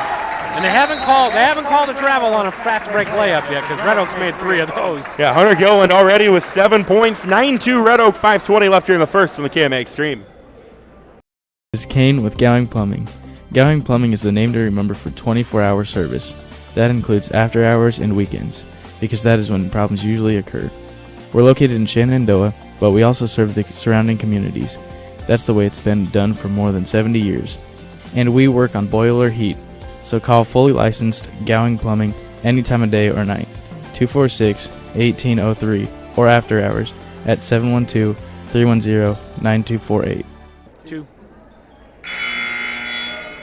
Hunter Gilliland, 7 quick points for Red Oak. It's 9-2 Tigers, 5:20 left here in the first quarter. Trevor Mader, TJ Young with you here tonight on the KMA Extreme online, KMAland.com. Thanks to our partnership with Fuller Digital Solutions. Shenandoah basketball coming out of the timeout. Again, Red Oak putting some pressure on the inbound. Shenandoah breaks as they get across with Camden Lorimer. Then down low, Graham goes up and is fouled. Nice job by Shenandoah to find the gap in this Red Oak defense. They feed Cole Graham down low, and he gets fouled and will go to the free throw line. Yeah, really good find by Lorimer. A bullet pass and good hands by the freshman Graham, making his first start of the season tonight in the absence of Blake Harold. But if Shan can break the press, which has been a problem early in the year with a lot of new faces, a lot of young kids, then they can run some good stuff. But we haven't seen that a lot so far in the first 3 minutes of action. Graham buries the first one, misses the second one, long rebound. Gilliland comes up with it for Red Oak. They'll bring it across with Braden Sifford. Sifford goes to Woods, back to Sifford. Driving in, lane cleared for him. He lays one up and in. And that was a man set right there. It was basically a ball screen, and there's nobody back there. It's a really good play drawn up by Coach Blank in the timeout there. 11 points to Red Oak, 7 from Gilliland, 4 from Sifford so far. And it's 11-3, 4:40 left here in the first quarter. Lorimer with 2 defenders near him, almost slipped. Now he goes to Zwickel, down to 10 on the shot clock. Shenandoah swings it in the lane. Cepeda made the extra pass down low to Graham, but it's stolen away. DeVries ends up with it. Yeah, Red Oak switched to a 1-3-1 zone right there, and just Shenandoah didn't really know what to do. DeVries misses the 3. Jade Spangler with the rebound for Shenandoah. Spangler hands it off Zwickel. Zwickel dribbles out. Again, 2 defenders on him. Long pass, left side Lorimer. Zwickel, right side to Spangler. To Graham. Graham had an open look for a moment, passes it up, goes to Zwickel. Now Spangler, right corner, is trapped. Works around it, kicks it out. Here's a Zwickel 3 that's there. Again, a really disjointed offensive possession, but it worked out. And we're going to get a blocking foul on Lorimer. Against a 1-through-1, you really can't hold the ball. You got to keep moving. You got to keep moving, and it's kind of counterintuitive. You think don't get in the corner because they're going to trap, but if you get it to the high post like we had here for Shenandoah, you got to either take that shot or go to the corner for an open shot. So you got to move the ball. Dalton Nathan into the game for Shenandoah. Brighton Berggren into the game for Red Oak. And the 5th travel call of this first quarter against Red Oak will give Shenandoah the basketball back. 3:37 left in the first quarter. And I think now Coach Spiegel's going to run a set where they're going to end up getting a guy in the corner. Here's Lorimer. Goes to Spangler. Spangler along the baseline, lost it for a moment. It's on the floor. Jump ball. Arrow stays with Shenandoah. Now Brody Burdorf will come in for the Mustangs. Cole Graham comes out. Yeah, diagonal passes against a 1-3-1 zone, and then quickly moving the ball. If you let the defense set up, I mean, they're just gonna torture you. On the inbound, they go to Athan rather, who has 2 defenders on him, and a foul on Red Oak. Woods and Berggren were both there. We'll see who the guilty party is. I think that was on Berggren. 13, I believe. Yeah, it was on Berggren. Already 5 team fouls against Red Oak, and when I talked to Coach Spencer Plank at the start of the year, that was something that it put them in some bad spots last year, and they were hoping to clean up this year. Contested layup, no good from Spangler. Rebound and putback, no good from Athan. Brighton Berggren gets the rebound for Red Oak the other way. Woods gets called for the offensive foul. Him and Lorimer were going at it. Woods lowered the shoulder. Yeah, it wasn't super physical, but it was. Yeah. I mean, by the letter of the law, that's probably the right call. So Braden Woods now comes out of the game. Red Oak will make some substitutions. Looks like Cyrus Menson into the game for them. 3 minutes left here in the first.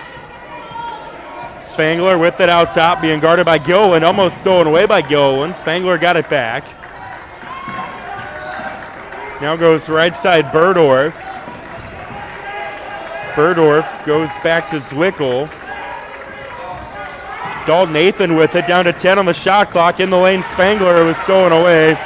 Berggren ends up with it. Red Oak with numbers out front to Vries. Lots of contact and a whistle. A super good defensive possession down here by Red Oak. They switched back to man-to-man, and Shenandoah again took about 15-20 seconds to kind of realize what was going on. Then shot clock's winding down, and they're defending passing lanes, and they're harassing the dribbler. Very, very active defense. Gill and Trey left short. Athan thought about the rebound, instead of let it go out of bounds. And it's back to Shenandoah. 11-6, 2:30 left here in the first quarter. Jade Spangler will walk it up for the Mustangs.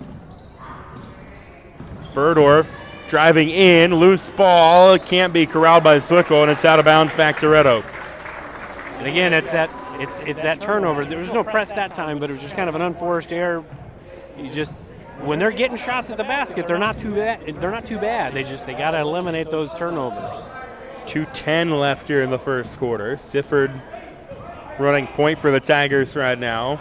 Gives it left side Breitenbergen, right back to Sifford.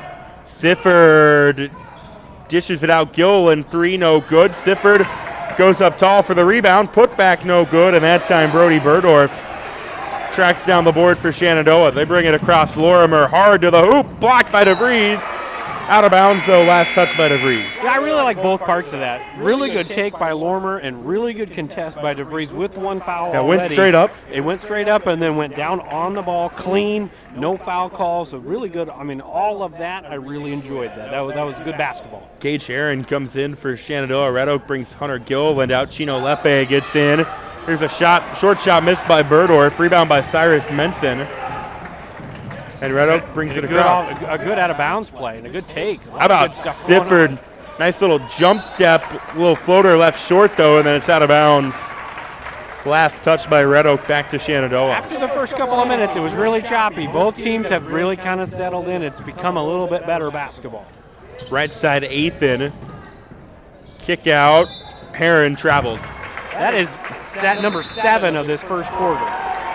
And a technical, I believe. Yeah, we got technical on Heron. Yeah, it will be a technical assessed on Shenandoah. There's a lot of folks getting frustrated with all the whistles, but I don't think that any of them have been I whistles. haven't seen one so far tonight where I'm like, I don't really agree with that one. At least not in the boys' game, I should say. Yep. So now Red Oak will have Max DeVries at the free throw line. And technicals, of course, you get the free throws and the ball. DeVries knocks down the first one, makes it 12-6. Looks like Cepeda will come back in for Shenandoah here in just a moment. Next one from DeVries, good as well. So 13-6, and right now with 9.5 minutes to go until the half, Shenandoah's got to. Coach Spiegel's got to be letting them know, hey, we got to take it to the basket, drive into contact, we're in the bonus. I mean, one more foul, we're in the bonus. So we got to be aggressive. And on the other side, Shenandoah, they can be a little extra aggressive here. Here's Lepe driving in. Tough shot left short. Rebound swatted around. Brody Burdorf comes up with it for the Mustangs. They want to run. Lorimer drive it in on DeVries, trying to back him up, then squares him up and puts it in. Nice little sequence by Camden Lorimer. Yep. Back him up, turn around, get your shoulder square, put it up and in. Yeah, aggressive but under control. And that's a theme for the night for both Red Oak and Shenandoah. Be aggressive, but be under control. 13-8 now our score. Under a minute left here in the first quarter. Sifford goes to DeVries. DeVries will stop and shoot. No good. Left short. Long rebound into the hands of Sifford. Shot clock resets. About a 7-second differential between that and the game clock. They don't need it, though, as DeVries leaves another one short. Tries to chase down the rebound. There's about 5 bodies on the floor. Brody Burdorf comes up with it and then is fouled. A good effort by both teams. Just kind of one of those freak plays where it's just a loose ball and Burdorf's legs kind of got tangled up. And he's going to go to the line. How about this? Red Oak, 7th team foul. We've played 7.5 minutes. We've seen 10 fouls, yep, 7 travel calls, and a technical in the first 7.5 minutes. Still a long ways to go. So Burdorf will go to the line for a 1-and-1. The front end of it is good. Makes it 13-9. Burdorf can cut this down to a 1-possession deficit. And he does, 13-10. He'll now come out. Cole Graham will come in. 30 seconds left in the quarter. Braden Sifford will walk it up for Red Oak. They'll, I would imagine, play for the final shot. Maybe not. DeVries, Sifford. He thought about the look, instead pulls it out, goes to Bergen right side, down to 15 left on the game clock. DeVries had it stolen away. Zwickle bringing it across, down to 10 left here in the quarter, and then Cepeda traveled. Number eight. I mean, that's just unbelievable how many travel calls, and they're all legitimate. I mean, there's not a single one where you're just kind of like, well, it's just kind of crazy. Here's Sifford driving in, final seconds of the quarter, kicks out Lepe, 3, no good. And an interesting first quarter comes to a close with Red Oak leading 13-10. Heritage Bank is proud to be a locally owned community bank. We have been committed to our community and meeting the financial needs of our customers since 1873. We are confident that our knowledgeable staff can help you make informed decisions about your financial needs no matter how big or small. Let us show you how rewarding a relationship with First Heritage Bank can be. Stop in at one of our 2 locations, or you can find out more information at www.fhbshen.com. First Heritage Bank is a proud supporter of Shenandoah High School athletics. Go Shen, member FDIC. Crazy yet? It's always been my dream to own a locker. You like school that much, huh? Actually, no, my own meat locker. I'm processing. So, what do you think? Well, if that's your it, let's make it happen.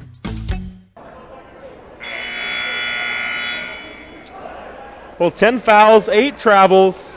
17 fouls for Red Oak, a technical, and I guess this time of year you could say a partridge and a pear tree as well. Very interesting first quarter there, TJ, but right now Red Oak up 13-10 after 1. Honestly, I would say Red Oak, Coach Plank's probably thinking as bad as we played. We're pretty fortunate to be up by 3, and Shenandoah has got to be thinking this is right where we want to be. Right. You know, the longer we can stay in this game and make it interesting, the more dangerous we're going to be. So it should be a lot of fun here to see how this thing shakes out. DeVries hard to the cup, draws the foul. He had an open look outside for a moment. 2 defenders collapse. He takes it to the rack, draws the contact. But that's what they should have been doing, I think, in the first quarter, running man sets for DeVries, having him run off of ball screens, things like that. In the first quarter, they were pretty much just running him baseline, like in a zone look, just a couple of different sets. But that right away, second quarter, getting him in man sets and getting him going off ball screens. DeVries knocks down the first one, gets the second one to go as well, and it's 15-10. Advantage Red Oak. 7:48 left here in the first half. Back in that 1-3-1, which gave Shenandoah fits. And there it is, steal by Cyrus Menson. Woods to DeVries. DeVries draw 2 defenders, so he gives it to Gillen. Long pass to Berggren, and it's a foul on Spangler. A really good closeout by Spangler. And again, that's another one. You've got a freshman on the floor. You got a kid who just coming back off a broken ankle in football, and then Spangler, he hasn't played basketball. He's been a wrestler. So there's a whole lot. Cepeda, very little varsity experience. So a lot of fresh faces for the Mustangs. DeVries again hard to the hoop and one. Coming for Max DeVries. Yeah, really, really good drive. And again, a good set. Getting him off of the corner, getting him out of there, getting it more 5-on-5 instead of 4-on-4. So DeVries with a chance at the old school three-point play to grow this lead more, and he does. He's now got 7 quick ones. And it's 18-10 Red Oak. Seth Zwickel will bring it up and across for the Mustangs. Again, the 1-3-1 with Berggren running the front end of that for Red Oak defensively. Spangler now with it, right wing. We'll go right side, Cole Graham. 2 defenders crash on him. Graham had it poked away out of bounds. Will stay with Shenandoah. So we talked about it in the first quarter. Getting into the corner is not a bad thing, but you can't hold it in the corner. That's a pivot point. You know, you get it into the corner to shoot or to diagonally pass, and Graham's got to get rid of it. And on the inbound, they go right to Dalton Nathan. Long 2 from him, no good. Juan Cepeda gets the rebound and gets it to bank in. A good job by Cepeda on the backside rebound, and just kind of hanging in there are the Mustangs. 18-12, 6:45 left here in the first quarter. Lepe to DeVries. DeVries, who draws 2 defenders anytime he gets the basketball, plays through the contact, misses it. Lorimer with the rebound. Out front, Spangler lays it up and in.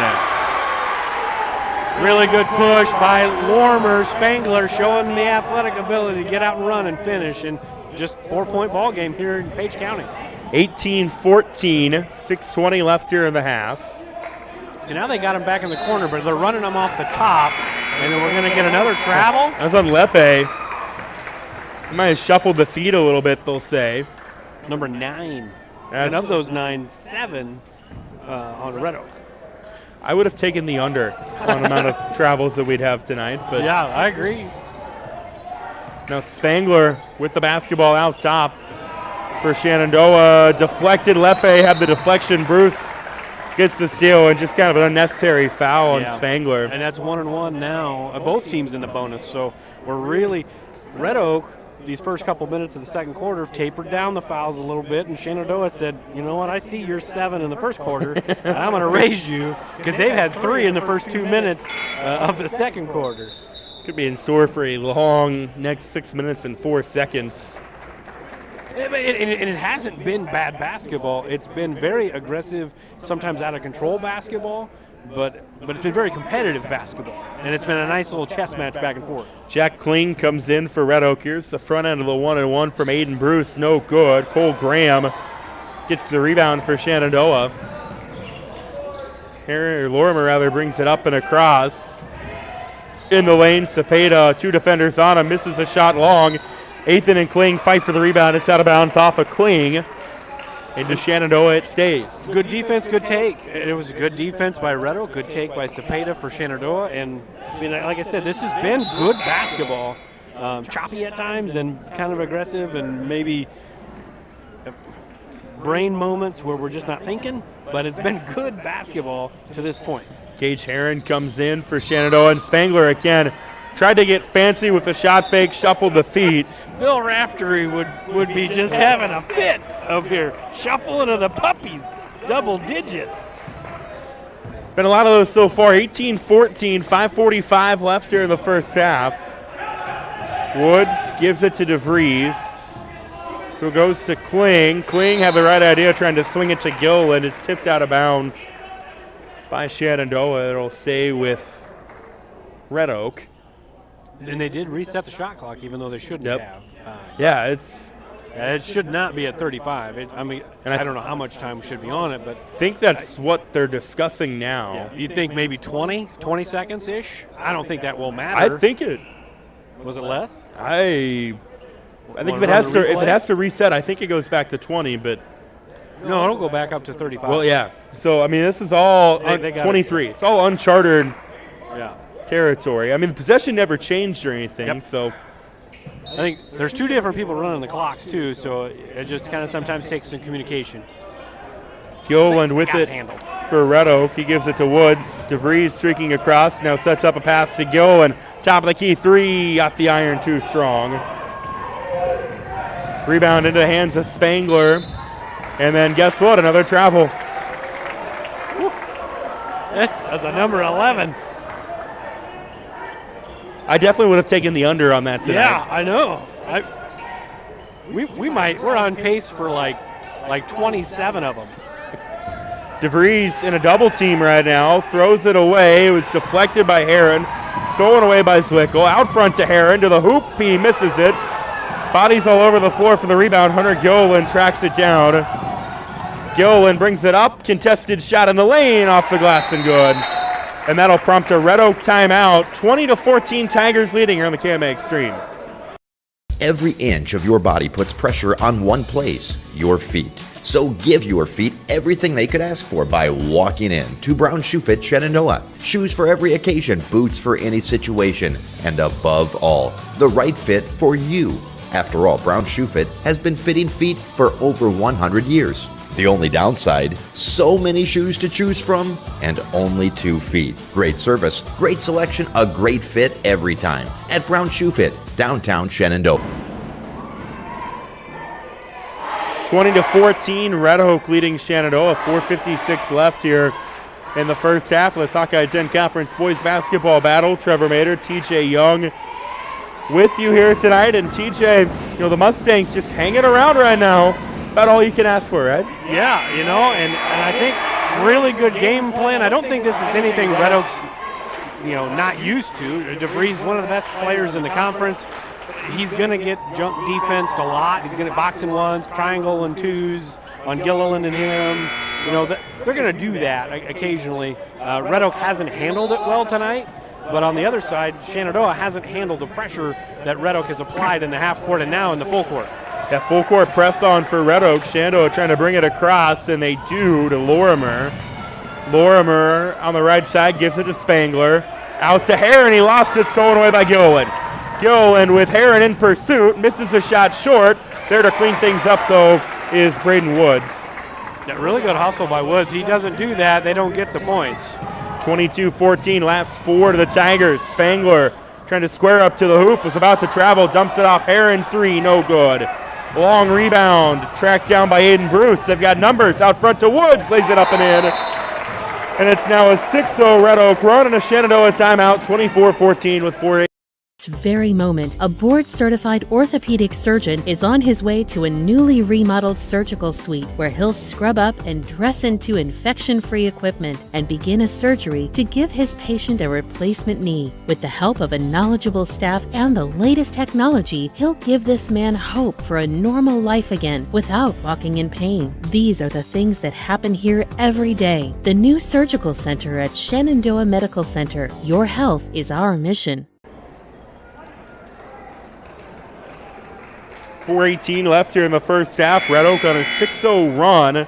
And TJ, right now we're seeing Red Oak kind of trying to speed Shenandoah up, and this is the style the Tigers want to play. Yeah, there you go again, almost another turnover. But Red Oak wants to play fast. Shenandoah probably, I think they want to play fast, but they don't handle the pressure very well. As Lorimer hits a 3 in the corner, but not yet. They don't handle that pressure yet very well, so they really got to keep that game slow. Lorimer's 3 stops a 6-0 run, and then he gets a steal the other way, goes up, leaves it short. Rebound won by Gilliland. And out front, DeVries. DeVries to the cup, lays it in. He's got 9. It's 26-20. Yeah, 4-point swing there. He missed a layup on one end, give up a layup on the other. And then I think Heron got away with the travel there on the trap. Shan trying to get it across. They do with Lorimer. Lorimer racing up the court. Kick out Spangler. And he traveled. We are up to a dozen with 3:32 to go until halftime. This is one of those Super Bowl prop bets. Yeah. This is one of those. How many over-under, like you said, how many travels? 3:30 left here in the first half, 26-17. advantage Red Oak. They'll go left side. Gilliland open look for a moment, left it short. Seth Zwickel gets the rebound for the Mustangs. And they'll bring it across with Lorimer. Lorimer, floater, no good. Rebound tipped into the hands of Braden Woods. Sifford back into the game. Goes to Gilliland, back to Sifford, and Sifford traveled. I believe now we are up to a baker's dozen. This is we have played, I'm just trying to do the quick math here. We've played 13 minutes. About a travel a minute. It's impressive. 26-17. Our score, final 3 minutes of this first half. There's Lorimer, deep three, no good, airballed. Rebound by Braden Woods. Out to DeVries. DeVries driving in, and he's fouled. And that'll be a hand check, and so that's going to be 1-1 for DeVries. So DeVries will go to the free throw line.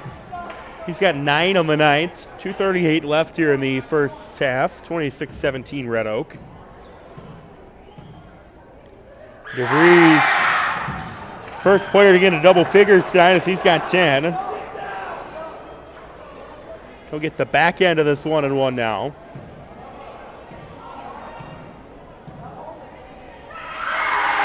And he knocks it down. Give him 11 on the night. That's the Red Oak lead as well at 28-17. Shenandoah on the inbound goes to Spangler, and Spangler is fouled. That one I think is going to be on Sifford. It is, and it's a 1-1 the other way to Jade Spangler.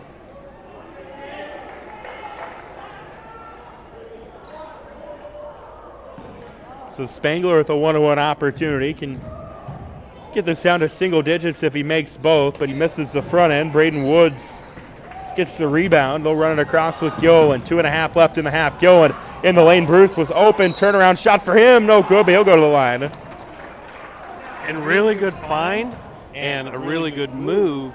Just unfortunate for Red Oak couldn't finish, but they got a chance to go to the line for 2, and now they're going to be in the double bonus the last 2.5 minutes. So Aiden Bruce to the charity stripe. 28-17, 2:29 left here in the half. Bruce misses the first one.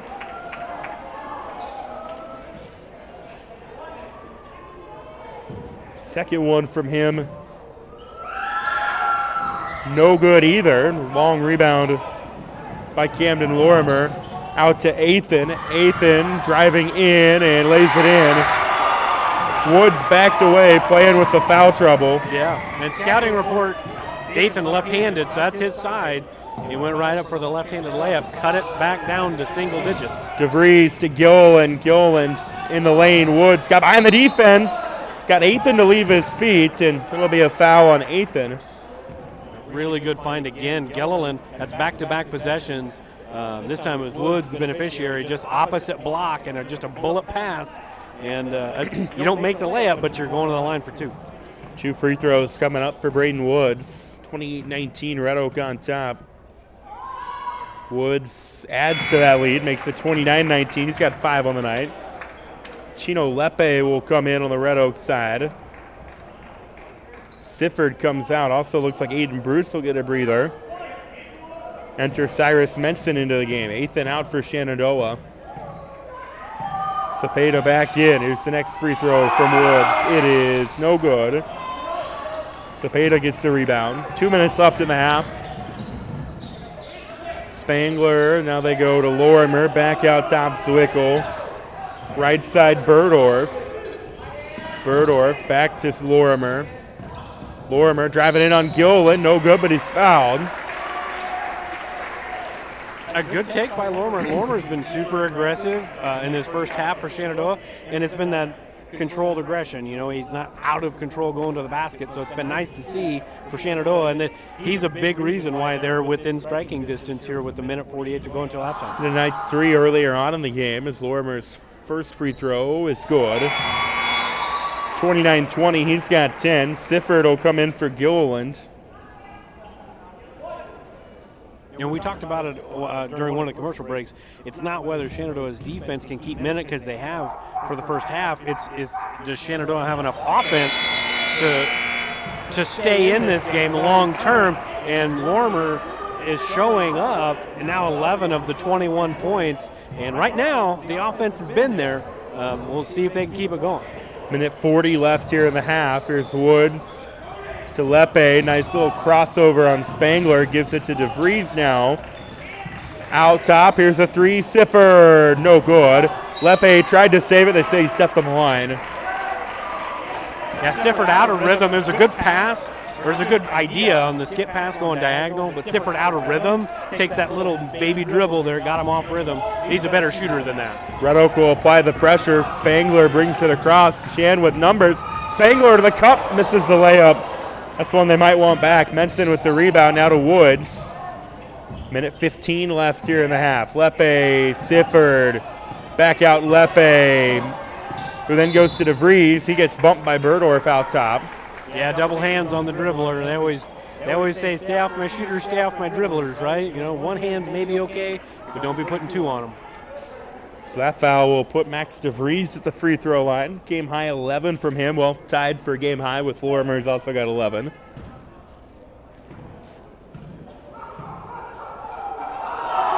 And DeVries gets the first one to roll in. Good old-fashioned toilet bowl. Yeah. If we were playing a certain Pong game, you might be able to flip that one out. But next one, no good. Rebound by Sifford. And a reset for Red Oak. Three, DeVries is good. Huge possession there. 4-point swing, and then the turnover right on the back end of it. Shenandoah, just remember that point. It was about 1:20 to go in the first half. They're down by 9, and now they're down by 8. And now they're down by 12. And it all started on this end, too, with a missed layup. Could have been down to 6. Yep. And now it's up to 12. Woods goes hard to the hoop. No good. Off the glass. And then a rebound by Menson. He got hit going down, and they call the travel. That's the 14th travel of this half, and it comes with 50 seconds left in the first half. Shenandoah with numbers. They try to bring it across. Nice little step through Heron, blocked by DeVries. Max DeVries says that's a nice move, but I'm not going to let it fly.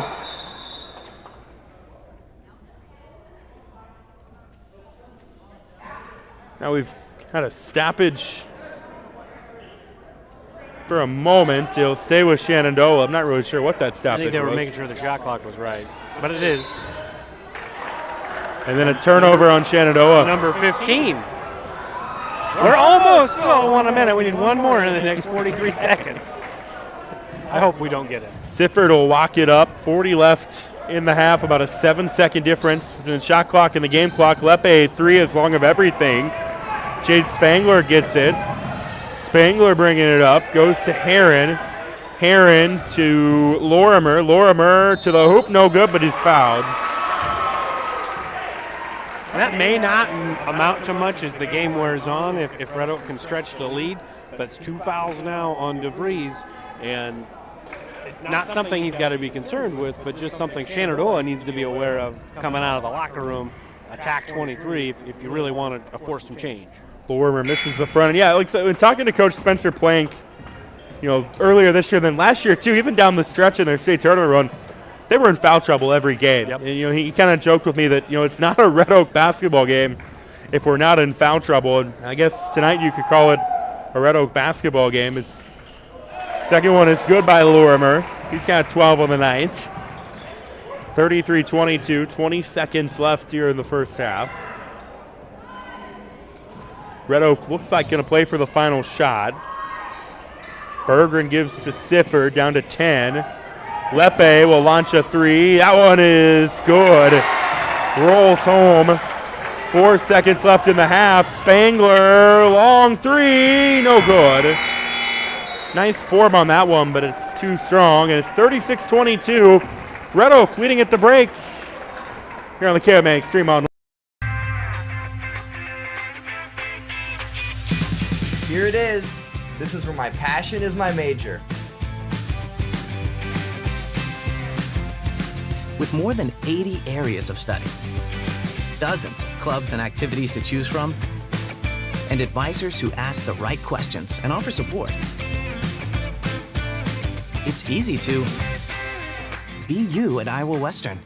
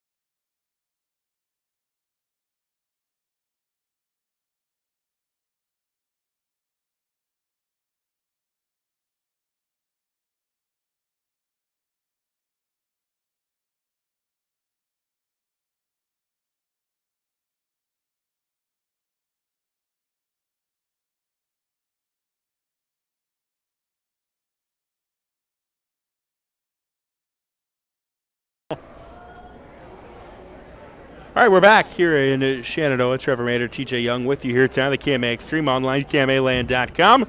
Thanks to our partnership with Forward Digital Solutions. It's halftime of this Hawkeye 10 Conference boys basketball battle. Red Oak leading Shenandoah 36-22. And TJ, we just saw very entertaining and interesting first half of basketball. Yeah, it was a lot of fun to watch. I think both teams had positives to take out of it.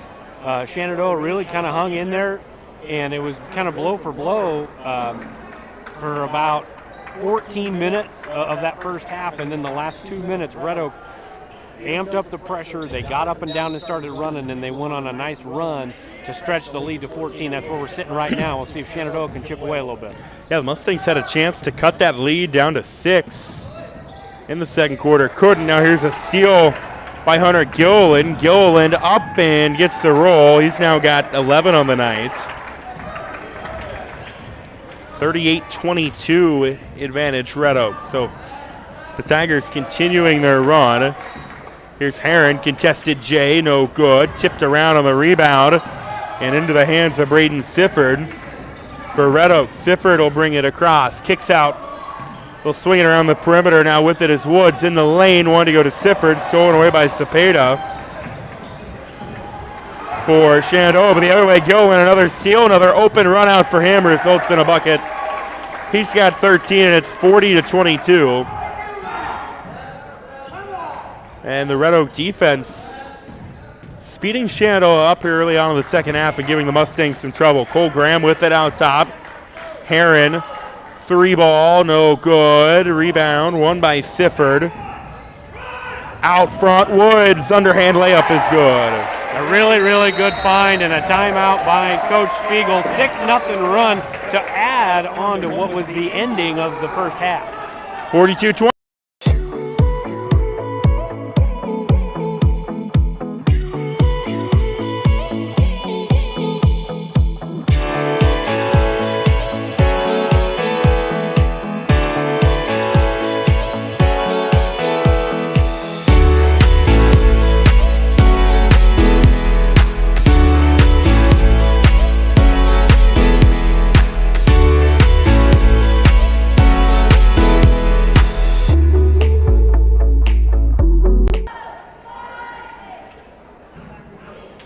Red Oak first 6 of the second half, now a 13-1 run for the Tigers, and they have blown this game open, up 42-22 here on the KMA Extreme Online, KMAland.com. Trevor Mader, TJ Young with you.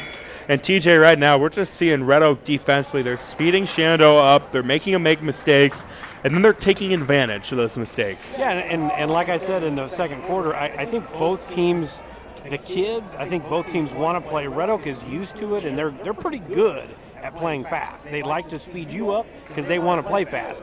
Shenandoah, I think they want to play fast, but I don't think that they're ready to play fast.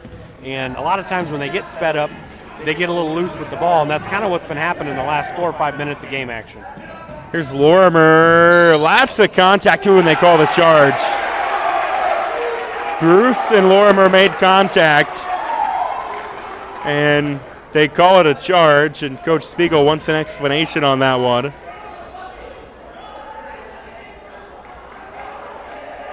That's another turnover on top of probably the last 3 or 4 minutes of game action. That's probably about the 6th or 7th.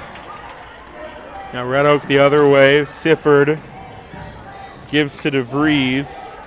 DeVries kicks out. Woods go and step on his defender. Runner from him in the lane, no good.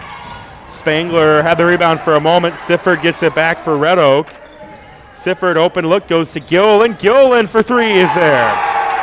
Well, Red Oak woke up. It took Red Oak about 13 minutes, but they woke up, and there's another turnover by Shenandoah trying to play too fast. Travel number 16 now on the night. I think Jade Spangler was the guilty party on that one. 45-22. It's a 9-0 Red Oak run to start this second half. Sifford gives to DeVries. Bruce right back to DeVries, but guess what? Travel number 17. Well, there's one thing that's been consistent in this game. The travel calls? It's the travel calls. Absolutely. 5:55 left here in the third. Seth Zwickel into the game now for Shenandoah. They break the pressure, get it across to Spangler. Spangler, nice shot, no good. Athan gets the rebound, and then he's fouled by Hayden Bruce trying to go up. That's a tough foul call there on Bruce. I think if he doesn't swat down like that, kind of violently. Right, if he goes more straight up. Yeah, it's because I don't know how much of the body or the arm he got. I think it was pretty clean, but it's just a violent swat that makes the official blow the whistle there. Athan misses the first free throw. This is a 9-0 Red Oak run to start the second half. It's a 16-1 run. It was 29-21. Athan can't get either one to go. Braden Woods with the rebound for Red Oak. And here's a three. Gilliland, he's heating up. That one not there, though. Sifford rebound. Putback is good. And he's fouled. And Braden Sifford now makes it a 47-23 Red Oak lead. Yeah, spacing is so much better for Red Oak, and the ball movement's a lot better. They are a lot more than just DeFries. I mean, he's a fantastic player, but they are a lot more than that, and I think they're just kind of starting to figure that out this year right now. Sifford misses the chance of the three-point play. Athan got the rebound for Shenandoah. Heron to Zwickel out top, tried to swing it in. It's stolen away by DeVries. Gilliland will run it across for Red Oak. Spangler gets the steal.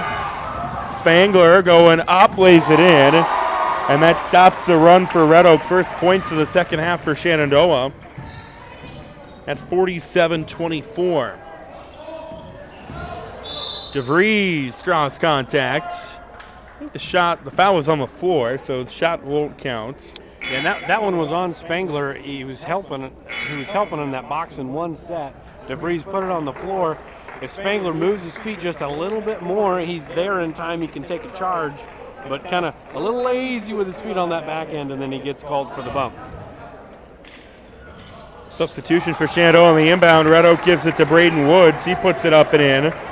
Woods with a quiet 9 on the night, 49-24. Loose ball on the floor. Spangler got it back. Bodies all over the place and a foul on Red Oak. Gilliland and Sifford were both fighting for it. Gilliland gets called for the foul. Very fortunate for Shenandoah that Spangler lost it, was able to hustle enough to get to it, and then fortunately for Shenandoah, they got fouled, or that was going to be another turnover. Spangler will walk it across half court for the Mustangs. Left side Cepeda. Cepeda gives to Zwickel. Zwickel, three, no good. Gilliland got the rebound for Red Oak. DeVries swings it in the lane and up and in. Brighton Bergeron couldn't get it to go. Cepeda gets the rebound for Shenandoah. Now they go their way. Zwickel blocked by DeVries. Rebound by Gilliland. Run out to Woods. Woods lays it up and in. Yeah, again, it's just kind of like a couple times in the first half. It's a 4-point swing. You miss an opportunity of a fast break on one end, but Red Oak capitalizes on the other. Woods now with 11. Almost stolen away by Gilliland. Spangler gets it. Spangler runner is good. Nice move by a little baby Euro. I say baby Euro because they're not 6'7". I was like, I've never heard baby Euro like it's different from an actual Euro, but I get what you're saying. Yeah, they're like 5'8". Sifford misses a layup. Rebound by Gage Heron. Heron out to Seth Zwickel. He'll stop and pop. Banks it in. Hey, however it goes in, right? Yeah, they got to find points somewhere, and if it's a bank in three, it's a bank in three. Gilliland counters with a nothing but net tray. He's got 19 on the night, 54-29, advantage Red Oak. 3:10 left here in the third quarter. Cepeda driving in, lots of contact, blocking foul called. It's going to be on Brighton Bergeron. That was close. I mean, for me up here, that looked like Bergeron was there. But again, it's that block call mystery of what is it. Red Oak takes a lot of pride, too, in drawing charges. And that's something that they had a couple last year in their state tournament run that, were big ones. for them that they took a lot of pride in being able to flip the game. It's such a momentum changer sometimes. Let's hear Cepeda bearing the first free throw. I think if you're Shenandoah, you took a gut punch here at the end of the first and the beginning of the second half. Things have kind of settled down a little bit, and you may not win the game, but you've kind of kept pace after you took the gut punch after that big 19-1 run. And you're, like I said, you're kind of hanging in there now. So just kind of keep it here and try to chip away a little bit. Cepeda makes the second one, 54-31. Lepe made the nice find. Menson left the shot short. Rebound on the floor. DeVries got to it. Here's Gillen. Trey, no good. Long rebound, Brody Burdorf. Spangler brings it across. Stop and shoot from him, no good. Gillen with the rebound. Gillen going coast to coast. Off the glass too much. Menson had the rebound for a moment. Tried to put it back up. Lepe got it back, but stepped on the line. I think I said this in the girls' game. Maybe it was the first part of the boys' game, but it's just kind of a tough break for Red Oak. You probably got fouled down there. Yep. If you're not going to call the foul, it's fine, but at least point the right direction. And, right. That's tough for Red Oak there. Spangler with it out top. Goes right side, Gage Herod. They swing in the lane. Cepeda makes the nice find. Burdorf, open three, no good. Gilland with another rebound. Here's DeVries driving in. Contested shot, left short. Cepeda with the board. They'll run it across with Lorimer. Lorimer thought about driving in. Swings it out. Spangler, step back jack is no good. DeVries with the rebound. And now with it, Bergeron left wing. 1:50 left in the quarter. Into Menson. Swings it back out. Bergeron. Long pass. Gillen. Right side. Lepe. Right back. Gillen. Gillen back to Lepe. Lepe will dribble drive. Back to Gillen. Open Trey. Traveled. He buried it, but then we get our 18th travel call of the night. And he did. Yeah. He did. He took 3 steps there when he caught it. And James Harden would tell him that's not a travel. But none of these guys are making James Harden money. I don't know that I would listen to about anything James Harden had to say. 1:30 left here in the third, 54-31. Here's Athan driving in. They let him play through the contact, and Dalton Athan lays one in. And again, another tough break there for Red Oak because it looked like DeVries took a charge there. He was just standing there and got trucked over. 54-33. Lepe driving in, hands it off Menson. Menson to Bergeron, back to Gillen. Top of the key, Trey, no good. Out of bounds, back to Shenandoah. 3 left here in the third. 54-33, Red Oak leading Shenandoah. Spangler will bring it across for the Mustangs. To Lorimer in the lane. Athan fouled by Menson. And Dalton Athan will go to the free throw line.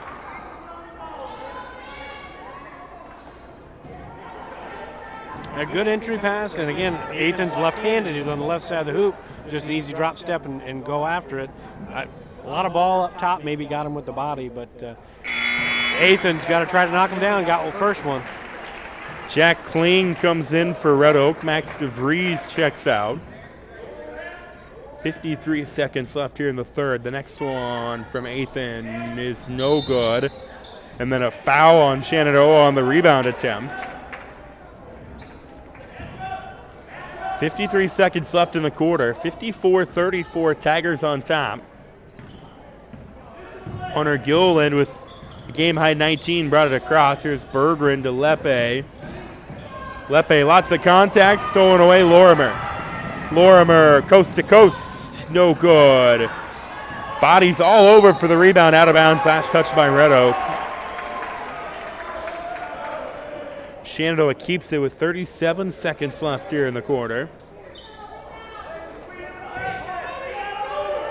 Lorimer will inbound. And he wanted to go out top. Gilliland with the steal. Gilliland driving in to the rack is good. He's got 21. Gilliland's really kind of putting on a show here. He's kind of offended that you're not going to box in one meet. Hey, guess what? Another steal, Hunter Gilliland. and he will just lay it in. He's now got 23, and it's 58-34. I've got Hunter Gilliland tonight now, 23 points, 9 steals. Kind of a rare double-double chance. Burdorf. Here's a 3 at the horn from Seth Zwickle on the pass from Burdorf. And that's how the quarter will end. 58-37. Red Oak on top of. United Group Insurance is a team of people you know and people you trust. We offer home, auto, farm, crop, life, health, and commercial insurance from our convenient offices in Atlantic, Griswold, Red Oak, and Shenandoah. Our team of agents work together to make sure our customers find an insurance policy they feel great about. We offer a variety of insurance carriers, so you can choose what works for your coverage needs. Learn more at United Group INS. Sorensen Auto Plaza in Shenandoah has been here over 25 years, and they specialize in financing. Buy here, pay here. At Sorensen Auto Plaza, they finance all credit types. Bad credit, no problem. Visit SorensenAutoplaza.com to apply for financing, and stop by and visit us on Sheridan Avenue. Sorensen Auto Plaza, proud to support this Shenandoah live stream.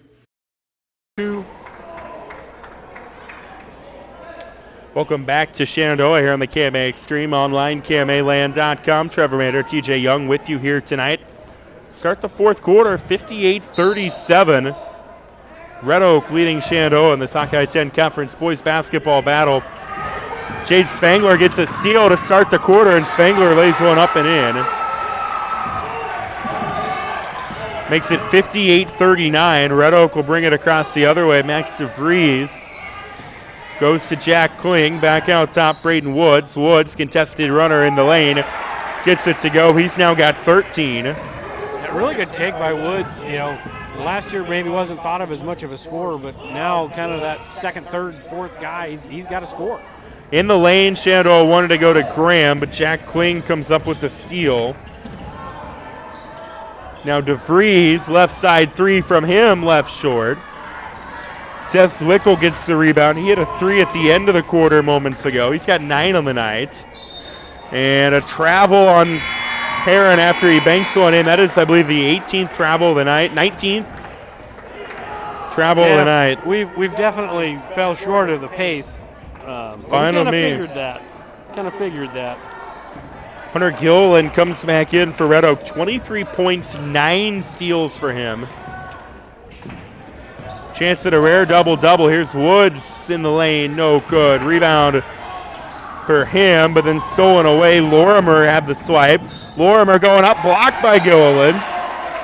And it's going to be out of bounds off of Lorimer. Turnover, yeah. It was just unfortunate bounce for Shenandoah because it bounced right off of Lorimer's back. Good defense by Gilliland. It won't be a steal, but it's a turnover cost. So Red Oak gets it back. 6:50 left in this game. Up 60-39.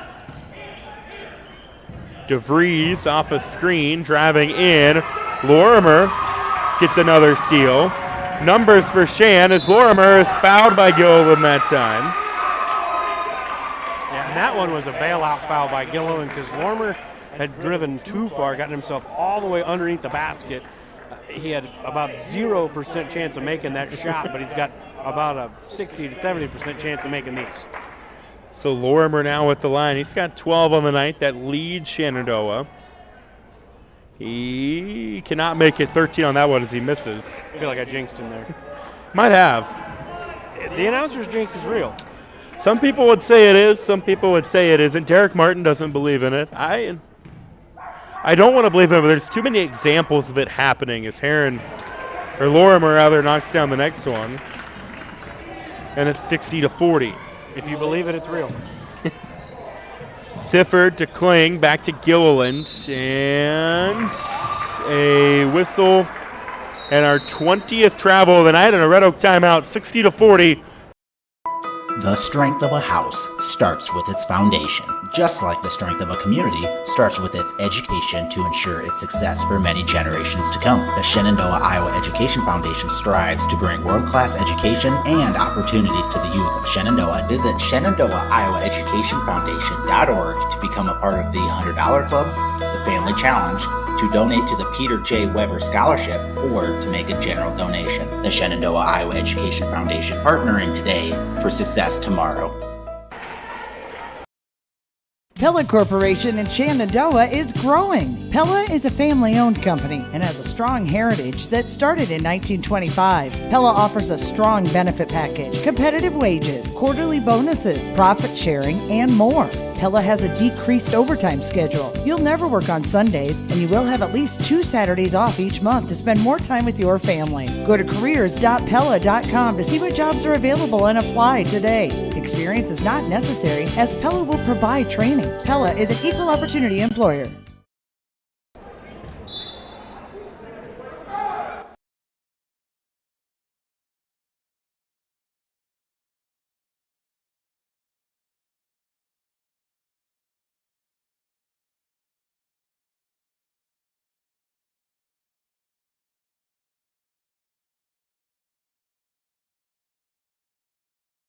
Test 1, 2.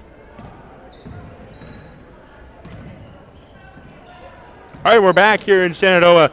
Thought we had the audio bug worked out. Get to the final minutes of this game, and then we lost audio. We apologize. Did miss a Gage Heron 3 for Shenandoah, and then just now a bucket in the lane for Red Oak from Aiden Bruce makes it 62-43. Yeah, and the audio stuff, I mean, just to kind of ease the pressure off of you or me or whatever, but like, we're not doing anything up here. We're just talking, and then it just happens. We just lose it, and then we got to get completely out of the system and get back in. Yeah, if you're watching or listening at home, I can assure you, as frustrated as you get about it, we get 10 times more frustrated about it. Second free throw good from Aiden Bruce. 5:35 left in this game. Pass behind Athan, and then a travel, and that's the 21st travel call of the night. Blackjack. Yeah. I think we're going to go over. Sifford will walk it across for Red Oak. Here's Bruce with a touch out top. Now goes to Woods.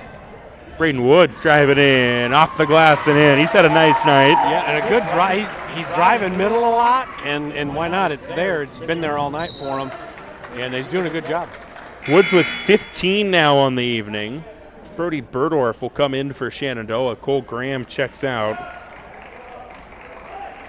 So Shenandoah's last home game of 2022. Their next home game will be January 5th.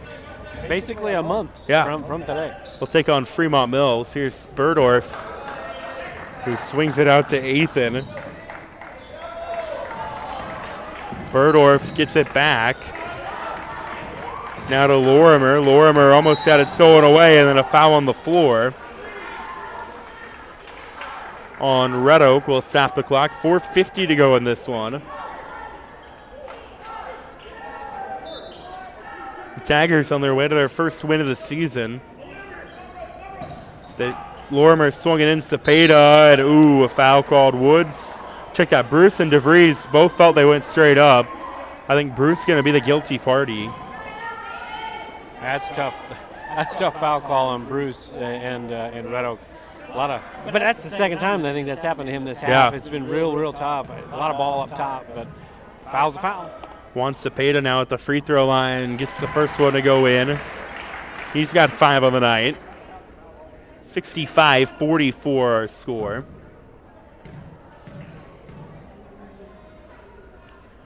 Cepeda's next one good as well. 65-45.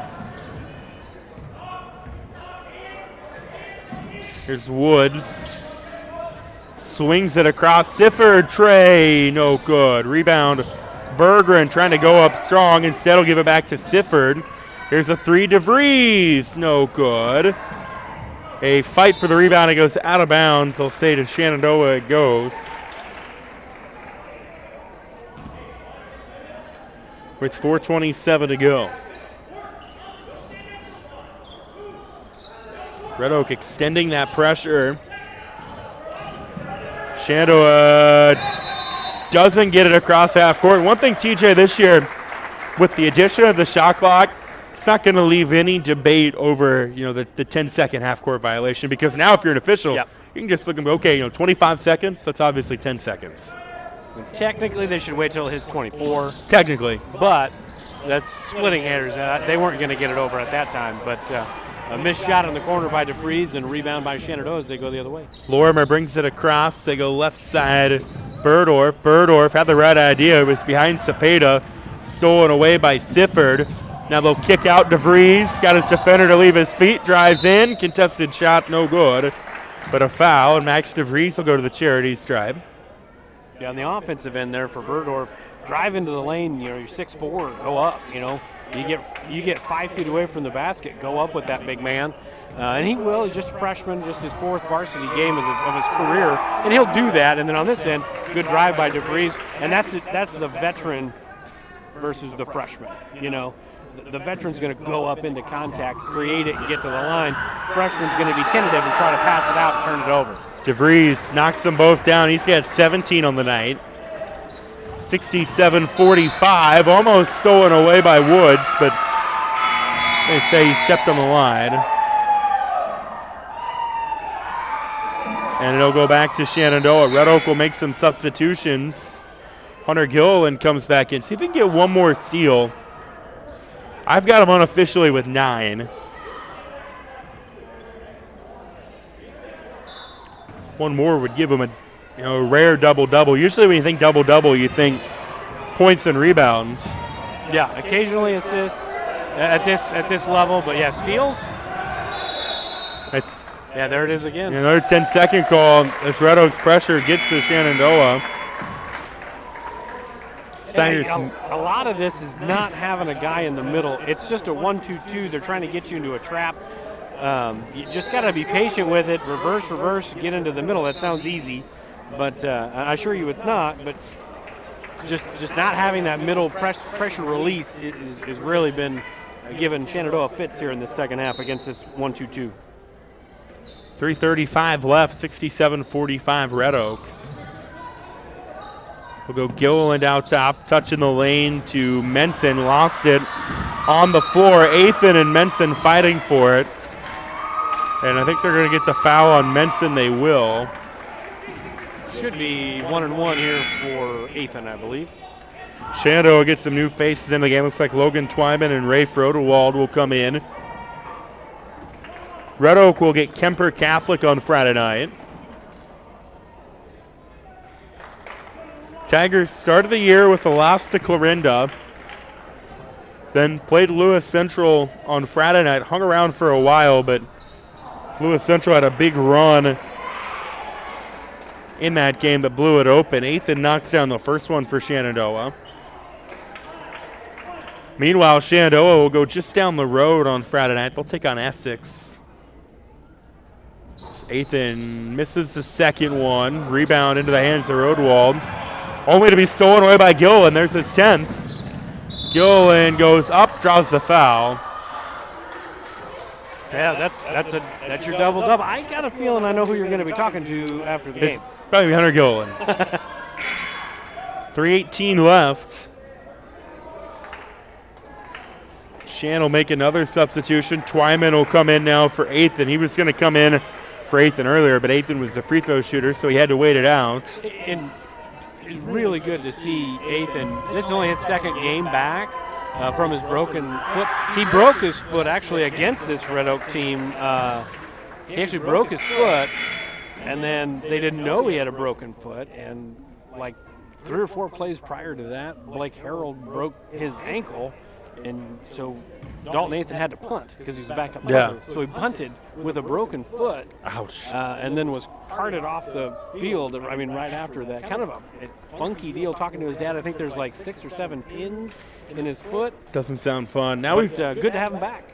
We've got a stoppage as all 3 officials come over and converse. David Berggren is the official scorekeeper for Red Oak, and the 3 officials trying to confer confirm something with him, and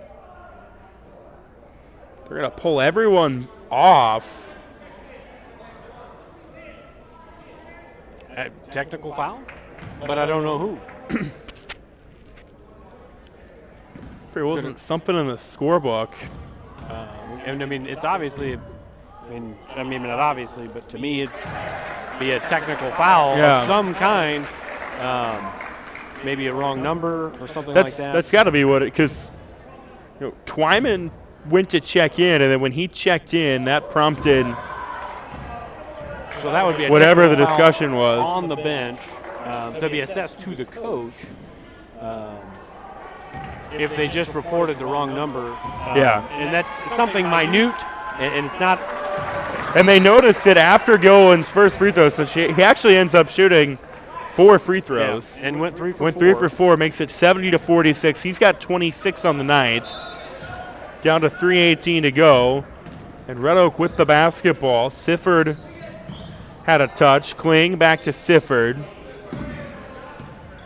Who goes to Gilliland. Gilliland, deep tray. No good. Rebound by Twyman. Twyman, a little bit of hesitation, brings it across. Zwickle now with it.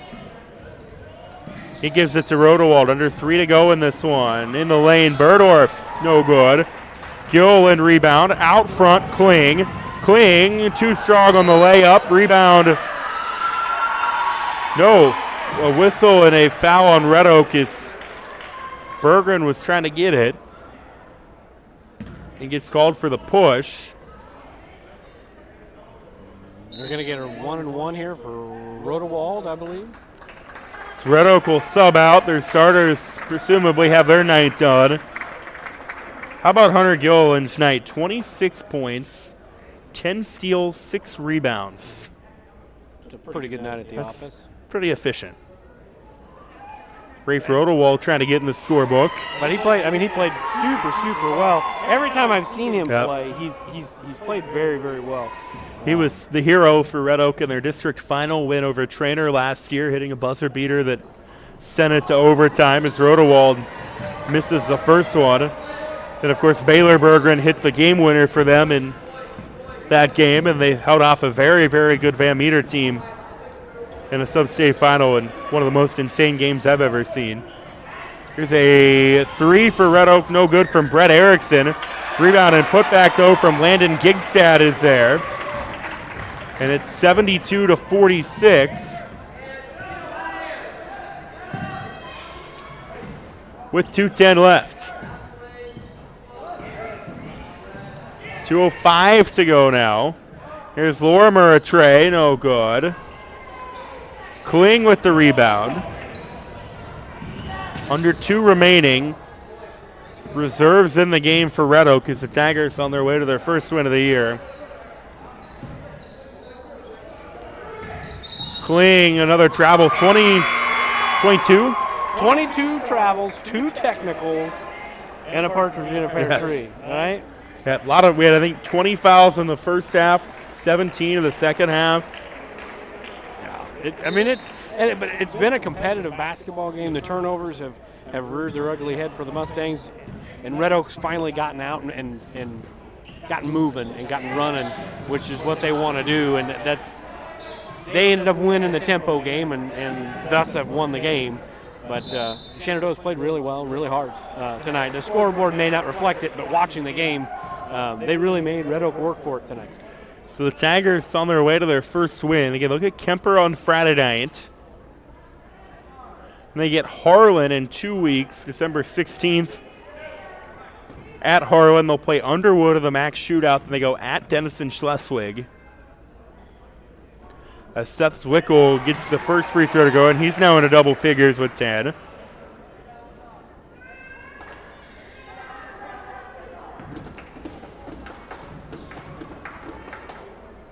Next one from Zwickle, good as well. Give him 11 on the night.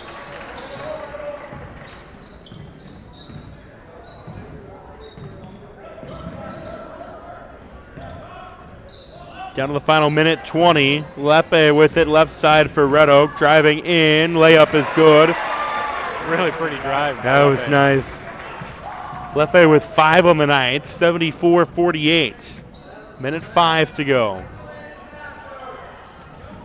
Graham pass to Burdorf. Burdorf, nice little move by him, but it's blocked away.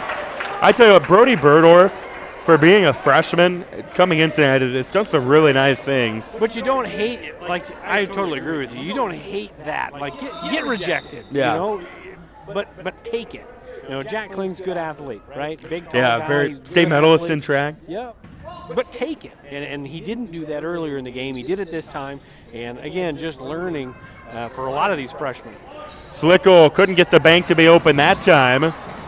Rebound won by Tyler Beeson for Red Oak. Down to 45 seconds to go. Gigstad up and in. He's got 4 on the night now. 40 ticks left.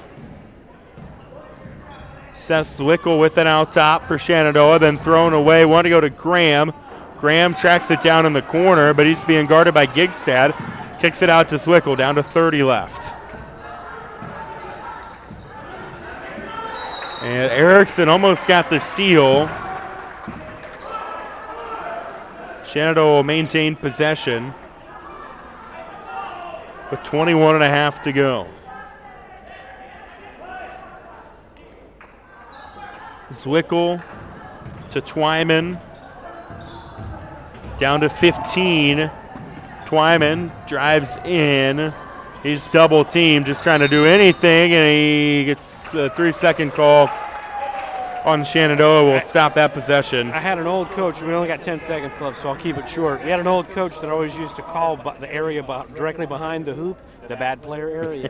He'd say, "You're not a bad player. Don't go into the bad player area." And I don't think Logan Twyman's a bad player, but that would be what my old coach would have said to me if I'd have done that. So Red Oak gets their first win of the year. A nice night from Hunter Gilliland.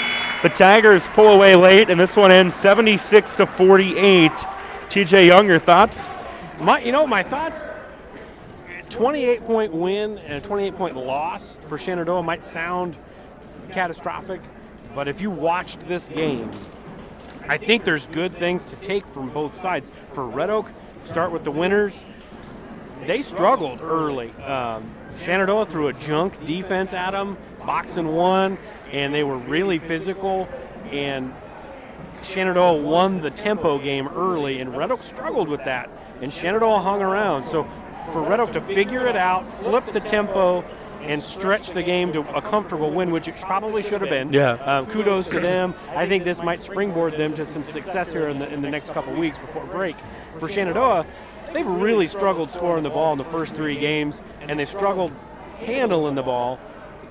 This is a pretty good Red Oak team that they played, and they were toe-to-toe with them for about 14 minutes. Yeah, they had a look in that first half to cut it down to a 6-point game. Couldn't get it to go, and a missed layup.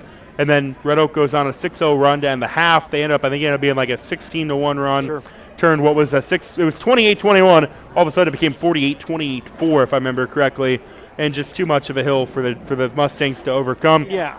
I think perspective is important for both of these programs. What's good for Red Oak isn't necessarily good for Shenandoah at this time, the way these programs are being built.